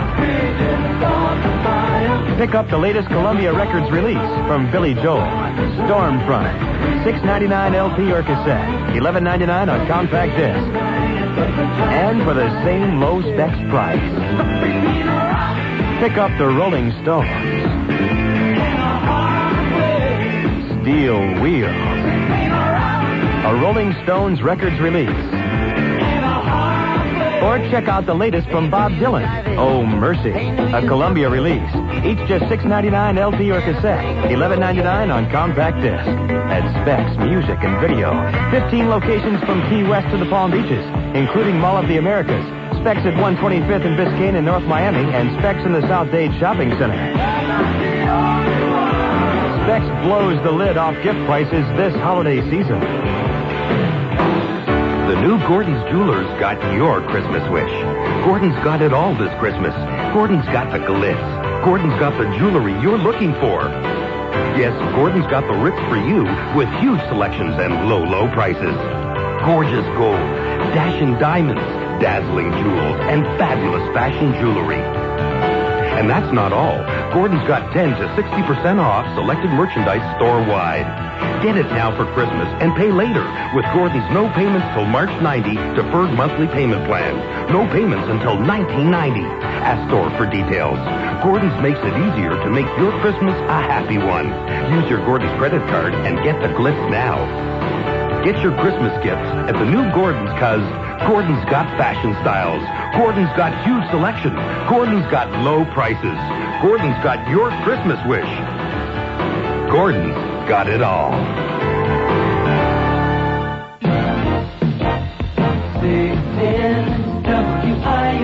Because after all, if there's not money in it, anyway, it's 151 at WIOD. That's great news.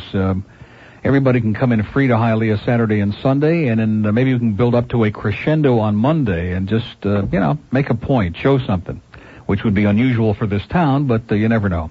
Lake Worth.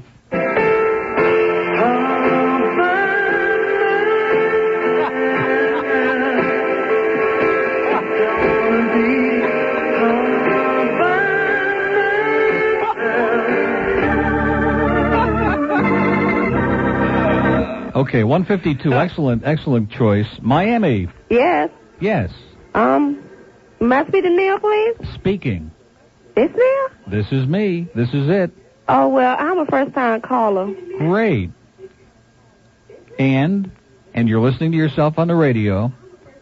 Oh, and then I really enjoy your show. I think it's very nice show. Yeah. And I listen to it every day. Great.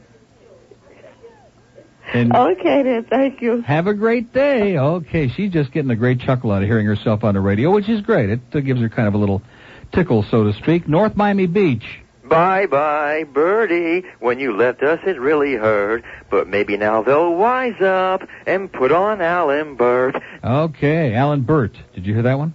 Okay, good one. Fort Lauderdale. Okay, long gone. Good job here, Marvin. Marvin, of course, getting ready to leave, starting about 20 of 1. Boca. Okay, no more singing. Leave the singing to Steve's guests, okay? Stan's guest. Look at this, a nasty poem here. Some men strive for wealth and fame, and some squeak out a living. Some men toil till the sun goes down, and some leech off others' givings. But there are men who stand tall and proud, whose home really is his castle. And then there are guys like Tom Denenberg, who's still the world's biggest asshole. Excellent job. Probably get a Pulitzer Prize for poetry. Let's go to Pompano. You know what the goddamn problem with this station is? Yeah, okay, let's hear it. Let's lay it right on the line. The Major, Stain, and Dick. Okay, let's go to Fort Lauderdale. Yeah, I missed the filthy songs and the farting. I didn't hear... Yeah, okay. Let's go to, and you know something? He is still there. Mr. Hallandale, he's still there. That's the guy who used to sing. Yeah. Yeah, I'm serious. That he goes back to INZ. That's 3 solid years, and he wouldn't miss a day. Never a day. Nope. Miami.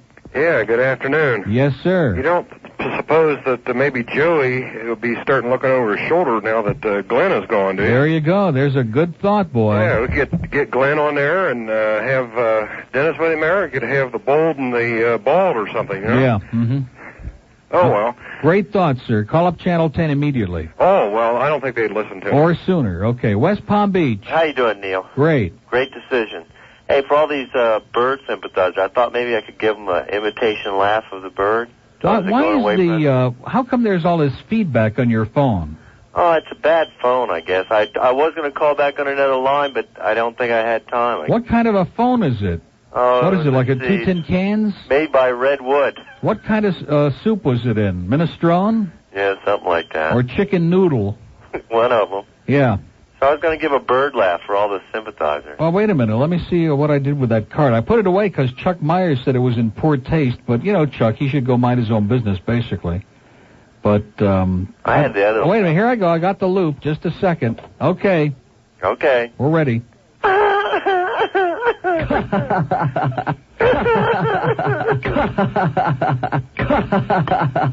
I'll be honest with you. I think the worst thing that happened for Glenn is when they put that cart together. Because Disney discovered, you know, for $50,000 a year, and he can have this cart instead. Now, what would you do? Okay, which choice would you take? Okay, so I think that could have been really the straw that broke the bird's back. South Miami. Hey there. Yes, sir. How you doing, Neil? Great. Boy, I'm glad the bird's gone. Now, don't say it like that, though, because he's sensitive and emotional like all my other... And he lives down the block from me. Does he really? Do you know where he lives? Yes, sir. He lives in a really strange place, you know, kind of like in a preserve. It is. It's really strange. It's a nice area, though. Anyway, God, from his cackling back on Zeta to botching the news, wise decision, Neil. Yeah. Whoever made it. I made it. Terrific. I'm taking full responsibility because I don't want to put it off on somebody else. Well, that's good. Awfully man of you.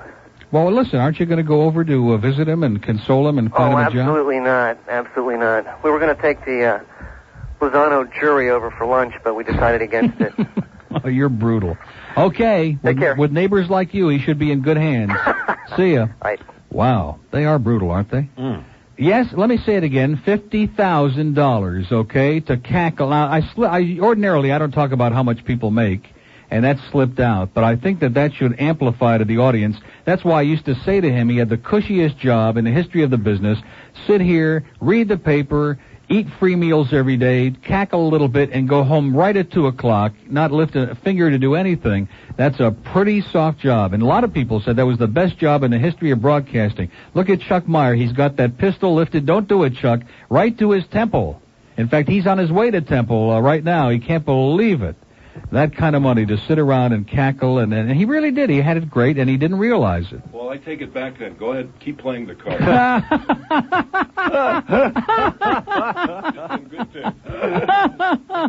Well, now that we have his permission, ladies and gentlemen, we have to get a card that will spit up when you start talking about the Cubs. Yeah, there we go. Yeah, I'm good. One that starts making gurgling sounds when the Cubs start playing. Okay, anyway, that's just about going to do it. Oh, let me give this to... Now, did you have that depressing news for me? What was it? Now, come on, you can't... I mean, you're the worst Yenta I have ever seen in my life. What was it? Was it about the Boca line? No. What was it about? Give me a clue. You told me you wouldn't say anything. I said it.